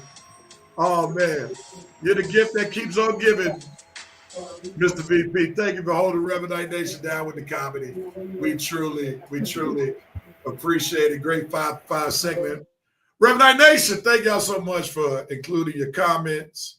And the VP said, I got tons in the chamber. All right, gentlemen, man, let's go to these picks as we start winding down this week's episode so we all can get ready for the 12 o'clock kickoff between SMU and Penn State. Coach is about to show Jerome Case where the last shall be first, and he looks like he's running away with it, but we know Coach does have a track record of giving up big leads, so that's what I'm banking on this year. Because right now, he has a 7-game lead over Armani, a 9-game lead over the Good Reverend, and a 15-game lead over Red. And he was the only one who was above 500 last week, where he went 4-3, winning the week for the 8th time this NFL season. So we'll see if Coach will finish strong with this big lead. So with that being said, I'm not going to ask Coach if he's going to go first. He's going to go first. That's what he does. We're going to give him some pick-em music. We got how many games this week? We got 1, 2, 3, 4, 5, 6. Then we got about 7 games. We all picked the Thursday night game right. Where did we all pick the Thursday night right? Chargers. I think all of us picked Chargers. No, we didn't pick that game. I'm sorry. Yeah, I didn't even think we picked that game. We didn't picked pick that game. last week's game. I think about last week's game, we all picked right. Yes, thank you for the correction, Red. We all picked last week's Thursday night game right. So let's go on. Here we go, man. Coach, got your music ready? So, basically, if somebody can share.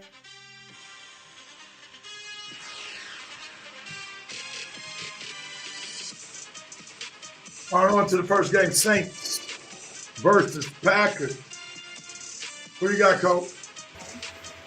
The Packers, it won't take long for this one to be over with. You're looking at Saint Kamara might not even be playing, so Packers.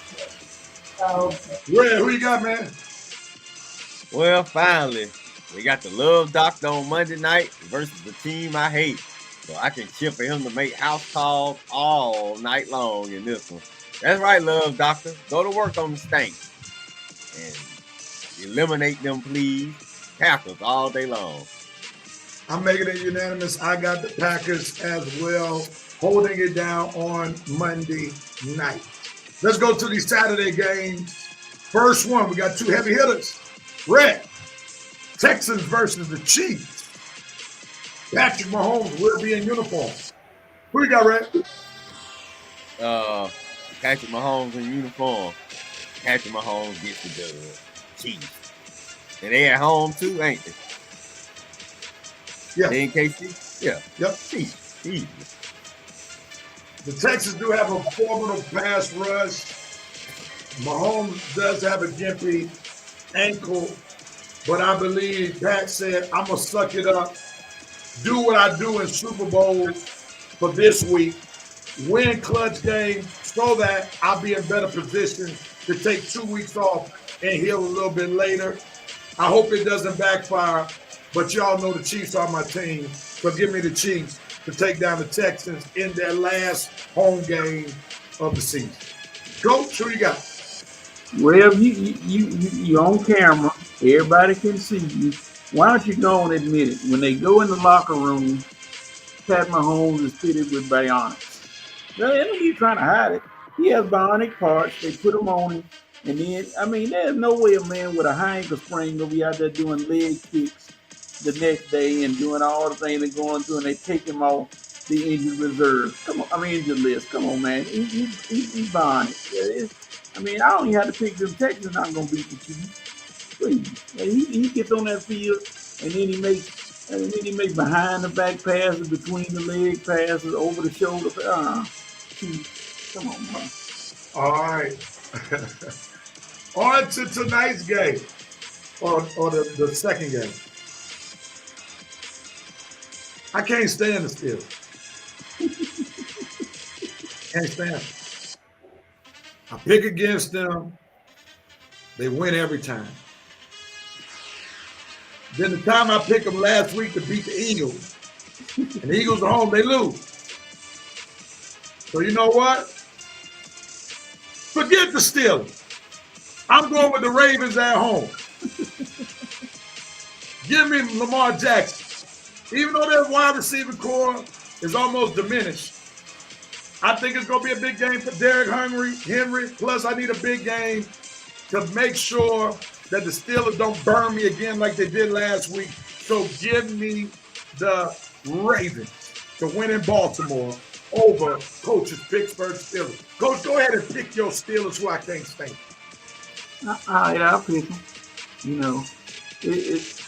know, everybody talking about Pickens not playing, but they're not talking about we missing two secondary people. But kryptonite is kryptonite to Superman, and the Steelers had the kryptonite. They had the decision, and even his mama told him, "Run, Lamar, run. If Lamar doesn't run, he's not gonna win." Steelers. So Coach got the Steelers. I got the Ravens. Who you rolling with, Red? I've been with the Steelers all year long, and I'm still with them. But in this game right here, no Pickens.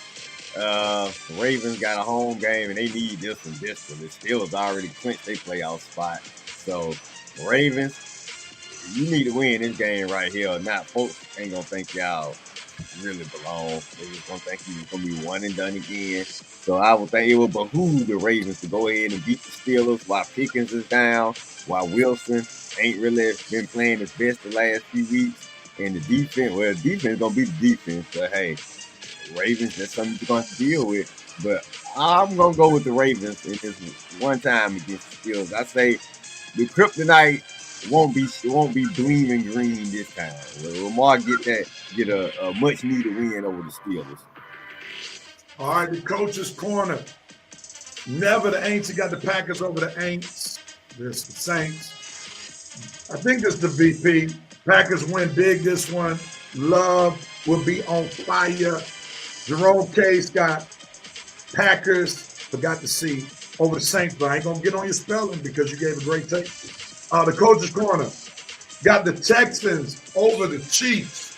Jerome Case got the Texans over the rest of the Chiefs. There you go with that for the VP says Patty Cakes will be in uniform, but his ankle is hiatus. Houston in a close victory.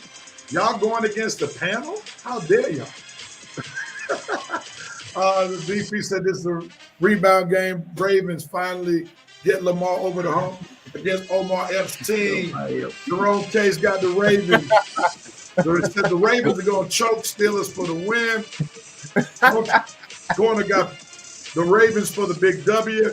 And the VP said, yeah, that's me, Rev Doctor. The VP went over to YouTube, Facebook, acting up. Thankfully, we got two different streams going on so that you can get on one that's working. On to the next game, Coach. We're back in your corner, man. We got the Vikings versus the Seahawks. The Seahawks are at home, 12th man. Will it be in effect? What says you, Coach? I can't help to see chicken. The Vikings on a mission. They have a chance at the number 1 seed, so they're gonna go for it. I'm going with the Vikings. All right, Coach got the Vikings. Red, you joining Coach with the Vikings? Yeah, I'm joining them, man. Seahawks, yeah, they had a chance to impress me last week. They let the Jets stomp all over them. Now, you expect me to trust you now? Rams are back in control of that division. Geno Smith, you about to start writing back to folks who wrote you off because they about to write you off again. And the Vikings are on their buzzsaw right now. Sam Darnold, whoever would have thought he would have figured it out, but he did. And Minnesota, they just seem to be reckoning right now. They got the number 1 seed to play for. Let's go Vikings. I'm rolling with y'all, man. I'm going with the Vikings as well. I can't trust the Seahawks.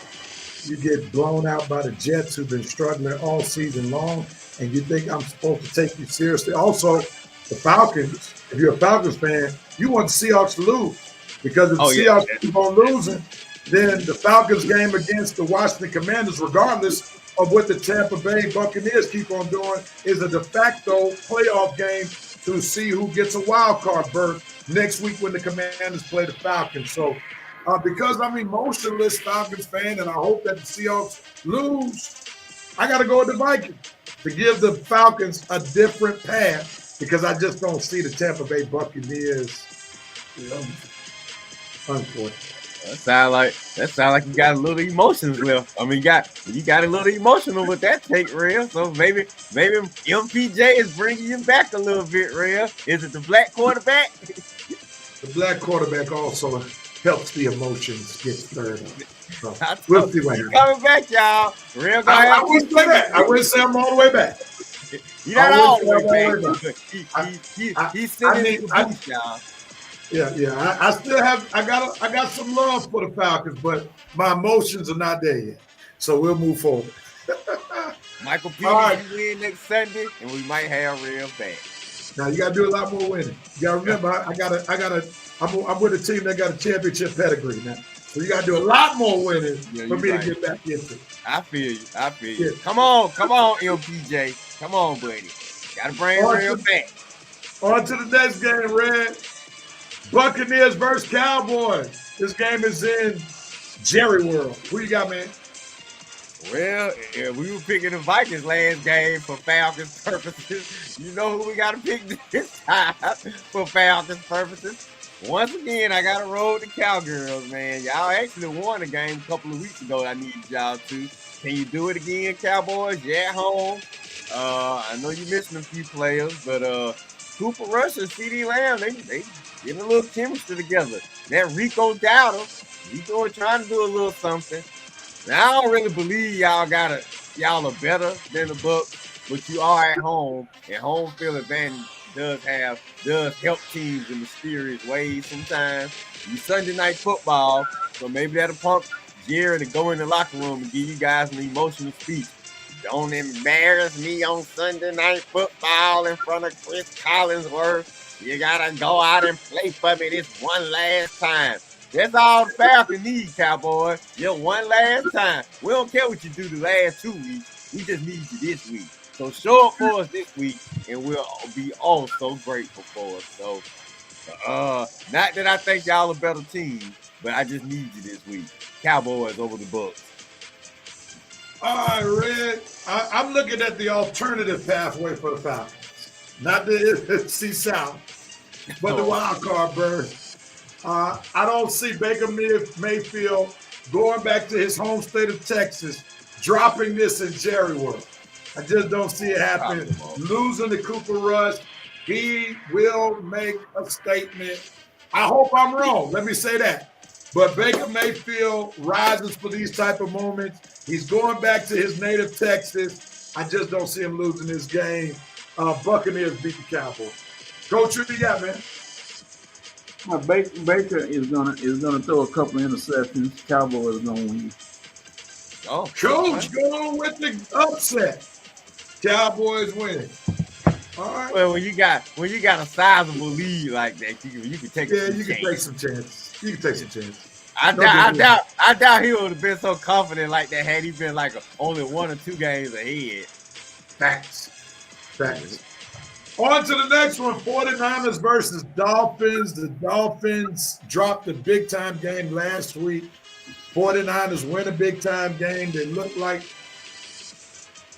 a little bit of themselves that we expected. This is a warm weather game. So I think the 49ers win this one. Even though the Dolphins play better in warm weather games. Brock Purdy somewhat healthy. They got Kittles back into the fold. Somehow they need to find the Deebo Samuel some touches, or he needs to go to the fountain and use to bathe in it. But I'm going to go with the 49ers over the Dolphins to win this one. Coach, who you rolling with, Dolphins or 49ers? Tyreek Hill is hurt or pretending like he's hurt or want to be hurt. I don't know. I'm going to go with the Niners. Coach got the Niners. Red, are you making it unanimous? Yeah, not because I want to. It's just, man, how can you trust this Dolphins team? They could only put up 12 points. I ain't saying I trust the Niners with they 6 points last week, but the Dolphins, you only put up 12 points in Houston last week, and that wasn't even a cold game. I think both of these offenses are struggling right now, but the 49ers, I'll say they defense is playing a little bit better. So I say they'll go down to Miami and eke it out by a field goal. So they'll win 15-12. All right. Last game in Reverend Night Nation. We're coming to your pick, so keep on posting them. Eagles versus the Commanders. This game is in the DMV, DC, Maryland, Virginia area. Coach, who you got, man? Yeah, the Eagles are the G.I. Joe to the Cobra Commanders, so this won't even be hard. Saquon going to get over 100 yards. I'm going with Eagles. Brett, who you rolling with? Coach, yeah, it sounds good, and I sure hope you're right, because this is the week I sure need the Eagles to be G.I. Joe on the Cobra Commanders. And I ain't talking about Lady Joe or Scarlet. I need Duke and Flint on this mission right here, man, because we need the Eagles to win this game right here. Now watch, Real. This will be the game the Eagles nut up. This will be the one game they want to act all funny. Saquon go out there fumbling, Hurts throwing INTs, A.J. Brown walking off the field, tossing his helmet in a quick hit. They'll just have a complete meltdown in the one game we need them to show up. You better not do it to me, Eagles, or I promise you I'll give you the rank like you never seen next week. But anyway, for this week, Eagles over Washington. And please, come on, Eagles, we need y'all this week now. If the Eagles did not have a potent running game, I would probably lean in the Commanders' direction because I don't trust Hurts in this kind of game on the road. So because of Saquon Barkley in the running game, I'm going to roll with the Eagles. Fly, Eagles, fly. And I know my congregation here in Coatesville, Pennsylvania, all but one, who's a Commanders fan, would like the fact that I'm choosing the Eagles this week. With that being said, you're going to have a nice little collection plate this Sunday, man. All because of that. Well, I don't know, man. The Eagles play before the collection. They play after the collection take it up. So let's hope next week the collection is good because the Eagles won. Yeah, they're going to say, Rev, because you picked them, man. We're gonna be a little more generous this week. For facts. All right, let's give Reverend Nation's pick. The VP says Vikes about the gritty, all that Pacific Northwest. He got him over the Seahawks. He got Bucks over Seahawks. The coach's corner says, unfortunately, the boys over the Buccaneers. Jerome Case got the Buccaneers over the boys. Jerome Case got the Dolphins over the 49ers. The VP got the Dolphins over the 49ers, his own team. He has lost all faith in Brock's QB abilities. The VP says Eagles running away with this one. Lieutenant Barkley and Major Hurt over the Cobra Commanders in this one. Washington needs Serpentor to pull this one off. All right. We go with the Serpentor. Oh, Serpentor. Okay, I didn't know who that was. That was the big guy with the snake outfit, real. Or G.I. Joe? Yeah. I wasn't a big G.I. Joe person, so that one went over my head. Oh, my okay, fault. Okay. The coach is going to say you got to go with the Commanders over. You moron, coach. You need to lose, man. What you talking about? He said 202. Is he a Falcons fan? Yeah. Well, he's saying I'm going with what's on the field, not what's in my heart. Coach, we need Washington to lose, so get out the emotions about your hometown and realize that we need Washington to lose, coach. Not you, coach. I'm talking about Coach's Corner. And Jerome K says, Red, if you need the Eagles to win, I got you. Eagles over All the right, Jerome. Appreciate that. All right. That's why Steph got blown out the other week, coach, because you been making bad picks. Woo, the Warriors got beat down. How about Steph didn't score a field goal? Him nor Draymond in a game against the Grizzlies this past week. How they gonna win the championship, coach, if Steph and Draymond not scoring field goals, man? Coach, come on now. Somebody needs to investigate if Steph was out there in them streets the game. Because how do you not score a field goal? He went 0 for 6 from the three-point line. My Lakers coming for your Warriors pick seed, coach, because I don't think y'all can hold it. The coach corner says, look, why? You think we're going to take a rookie with 5 snaps going to take us to a chip? So sounds like he want Kirk Cousins to be the quarterback. He was so wrong because he swore up and down we would not see Penix this year. And now that he started, now he gotta double down on his wrong prediction. Oh, that's what that is. Yeah. Sour grapes because his Kirk Cousins prediction did not materialize. Okay, I see how that goes. I've been there a couple times. You know, coach, when he wrong, just like he was wrong about Texas putting 50 points up on Georgia. I hope you ain't making any crazy predictions about Clemson, coach. Just enjoy the game and get this win. Because some tell me, real, we might face Texas a third time if everything worked the way it's supposed to. That's a possibility. The coach corner chimes in, bro. We need time to gel. That's it. And when the Jimmy Buckets get here, it's another story. You think that's when Jimmy Buckets get traded? You think when Jimmy Butler get traded to all because they got Dennis Schroeder? They might get what you think, Ray. You think they're gonna get Jimmy Butler? I don't see it for chemistry purposes. Like, this is the best chemistry that the Hawks have had. No, he's talking about the Warriors. He said the Warriors gonna get. Oh, that's right. The Warriors. There's a possibility because actually Jimmy Butler wants to get traded in. Yeah. But the question is, who do the Warriors have to get rid of? And if you trade Jimmy Butler, are you saying Steph, who's older, Jimmy Butler, who's older, Draymond Green, who's older, is a 3-man game that can bring home a championship for the Warriors? I don't think so, because any trade that consists of Jimmy Butler. That means Jonathan Kuminga, who's one of your most athletic players on the team, got to go. Right. You think And Pat you Riley? wrong. You think Pat Riley gonna give up Butler and not ask for Kuminga back? Yeah, he's gonna ask for Kuminga and somebody else. Wiggins. You gonna lose some bench production? Come on now, why Riley ain't no fool, coach.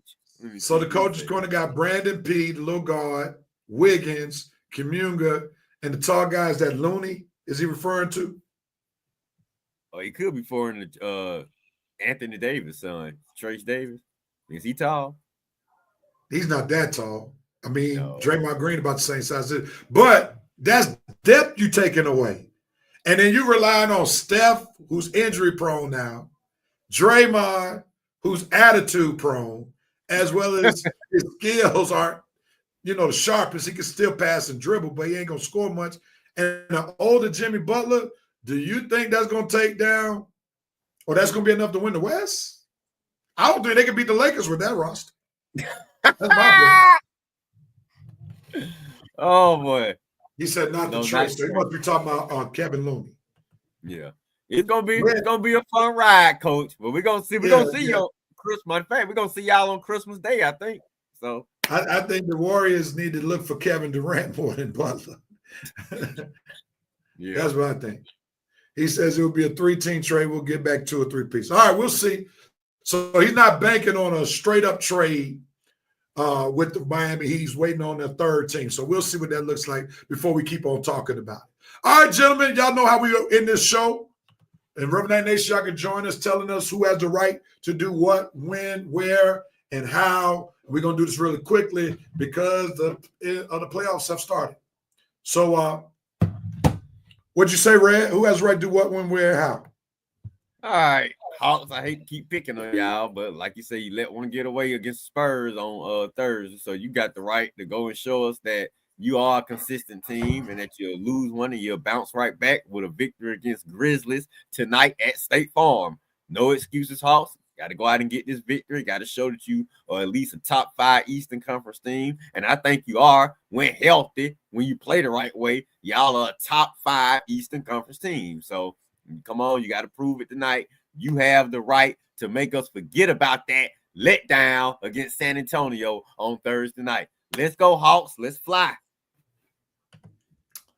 Coach, who has the right to do what, when, where, how? It's time. North Carolina, I'm gonna stay on y'all until it happens. Hubert Davis, you got another ranked team to play. You 6-5. You lose this with my brother, the gates may swing open, and we may be looking at a new coach in North Carolina. Unfortunately, North Carolina, you got to win today. Coach got some major concerns with North Carolina because he had the right to North Carolina over the big rivalry game today. They have no bigs. They have zero They're gonna be bigs. looking for a new coach if they lose. Wow. Yeah, Goodness zero. gracious. North Carolina has zero bigs at all. They have no bigs. Now you know Coach's corner just heard you say that. Now he really gonna be on your butt now. Mhm. Coach, I know you heard Coach just DDT his own team. Don't be on them that bad. You can say All right, Kansas City, you have the right to be one step closer to clinching the AFC Championship. So my guy Mahomes can heal. Travis Kelce can dip in the fountain of youth so that they can be prepared to do what they need to do to get this 3-peat Super Bowl where everybody is counting them out because their tackles haven't been playing well. They had to move one of their best guards to tackle. I get all that. But I do believe Andy Reid, once he gets the time off, to let Pat get healthy, to let Kelce dip into the fountain of youth, he already has a game plan that he has not shown in the playoffs to make sure that the tackles are not a major concern when playoff football begins. Because all they got to do, they get number 1 seed, win 2 games, and they'll see the Super Bowl for the 3rd straight year, and they'll win the championship for the 3rd straight year. So yeah, make sure they you got recharge. you got the right. Bionics. What you say, Coach? Recharge his bionics for 2 weeks while he resting. Then Coach, here it is. I'm going to go back to middle school where I first heard this. You're still a fan. If you scared, say you scared. Don't be talking about no bionics and all that stuff. If you scared to face my Chiefs in the playoffs, say you scared. You get a little dose of Christmas. Coach, you better not let me down. Now's the time. See you next Sunday, Rev. Now beat Wednesday. You see me on Christmas. Wednesday. See you Wednesday. You gonna get him, Coach? Y'all gonna beat him? If Mahomes on the field, he gonna be running all day. That's a threat. He say, if you expect to beat the Chiefs with Mahomes on the field, you know what you need to do, Coach? You need to go to Pittsburgh. I don't know if you have the power of healing. I don't know if you have the gift of healing. You need to go get a minister if you don't have the gift of healing. Here it comes. And you better ask God's healing power to touch the hamstring of George Pickens, because y'all ain't winning nothing over the Chiefs without George Pickens. Well, we ain't winning then because Pickens will not be playing until the playoffs. Well, then y'all gonna take that L because Russ is not. How you gonna let Rev dictate what games y'all win or not? Coach, y'all can't win. He's not a defense, Ray. I ain't dictating. I'm just stating the fact. No, I'm saying George Pickens agreeing with you. I would have been like, man, we don't need Pickens. Our defense gonna put Mahomes in the ground. That's what I would say. He knows Pickens is the engine to their offense. It ain't Russ. Russ can't cook without Pickens being on the menu. Is that true, Coach? Y'all can't cook without Pickens? We can cook without him. We just had to cook hamburger helper. He know it ain't no steak dinner without Pickens. Okay. That's why I'm surprised. And the only reason why he picked the Steelers today is because the Steelers is his team, but he got a legitimate chance because the Ravens ain't got no receivers. But Coach knows against my Chiefs, if Mahomes is upright, he in trouble without Pickens. Because they can't score. I don't know why Odell went to Miami this year. You dumb. I would have stayed right there in Baltimore. All right, man. Let me go here. The Reverend Nation said, look here, don't close this show without telling us, without reading out, you have the rights. Here it is. The coach says Texas has the right to immediately put in Arch and move on from Quinn. So he's already hoping if Ewers comes back next year, that he hits the transfer portal. Jerome K says, Falcons, you have the right to shut it down and look towards the draft. God, he ain't got no faith in Michael Penix. The coach said, Falcons fan have the right to calm down, stop crying at a player who hasn't played the next Pat Mahomes. So here it is. He's doubling down on Kirk Cousins falling short of Falcons' glory. The BP says, Texas, you have the right to show Clemmy what the SEC is made of. Sark, you will no longer be invited to any of my cookouts. If don't, send those taters home. Sincerely, a loyal Gamecock fan. And with that being said, we have finished episode 356 of the Red and Rev Sports Show. And we want to thank everybody but the VP for joining us at 10 o'clock, but we want to thank him for coming in strong at the 11 o'clock hour. I can't do that to the VP. He did slam together on CP time. Hey, Rev. But he did have one of the best takes ever on Bronny and Jerome Case. I got to show you some love, brother. That John the Baptist take was all right with me. All right. Rev, Vincent was like Robert Ory today. He came in the clutch. He wasn't at the beginning of the game, but he did give a Hall of Fame take, and he was clutch. And right there, Coach, make sure that those people who are working on you lay hands on your head, your heart, and your soul to understand that Robert Ory is a Hall of Fame. Get well, Coach. Hope you're getting better, man. No doubt about it. We'll be back. Possibly same time at 10 because they'll have 4 games again next week. So we'll do 10 o'clock next week. Okay. Next week again. Same Facebook page, same YouTube channel. And maybe we'll have Lieutenant Sono who will join us for episode 357 of the Red and Rev Sports Show. And as we move forward, the Coach Corner said, I'm not doubling down. I'm saying calm down. Let's see what the man got. VP said VP entering late, but finished strong, no doubt about.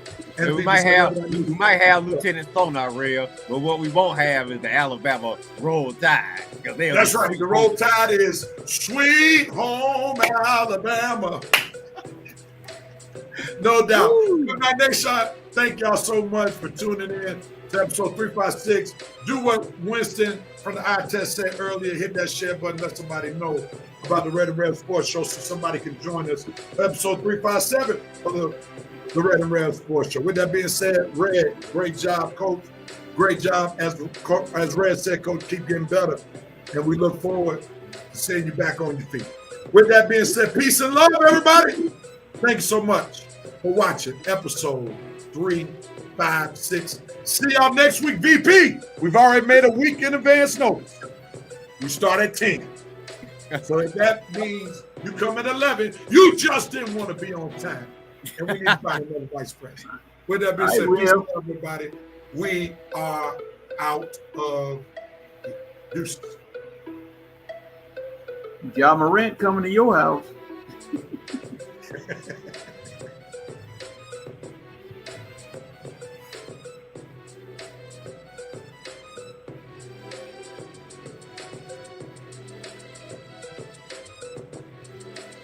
You say you're gonna be here early next week, y'all. Okay, we're gonna see, big dog. No doubt.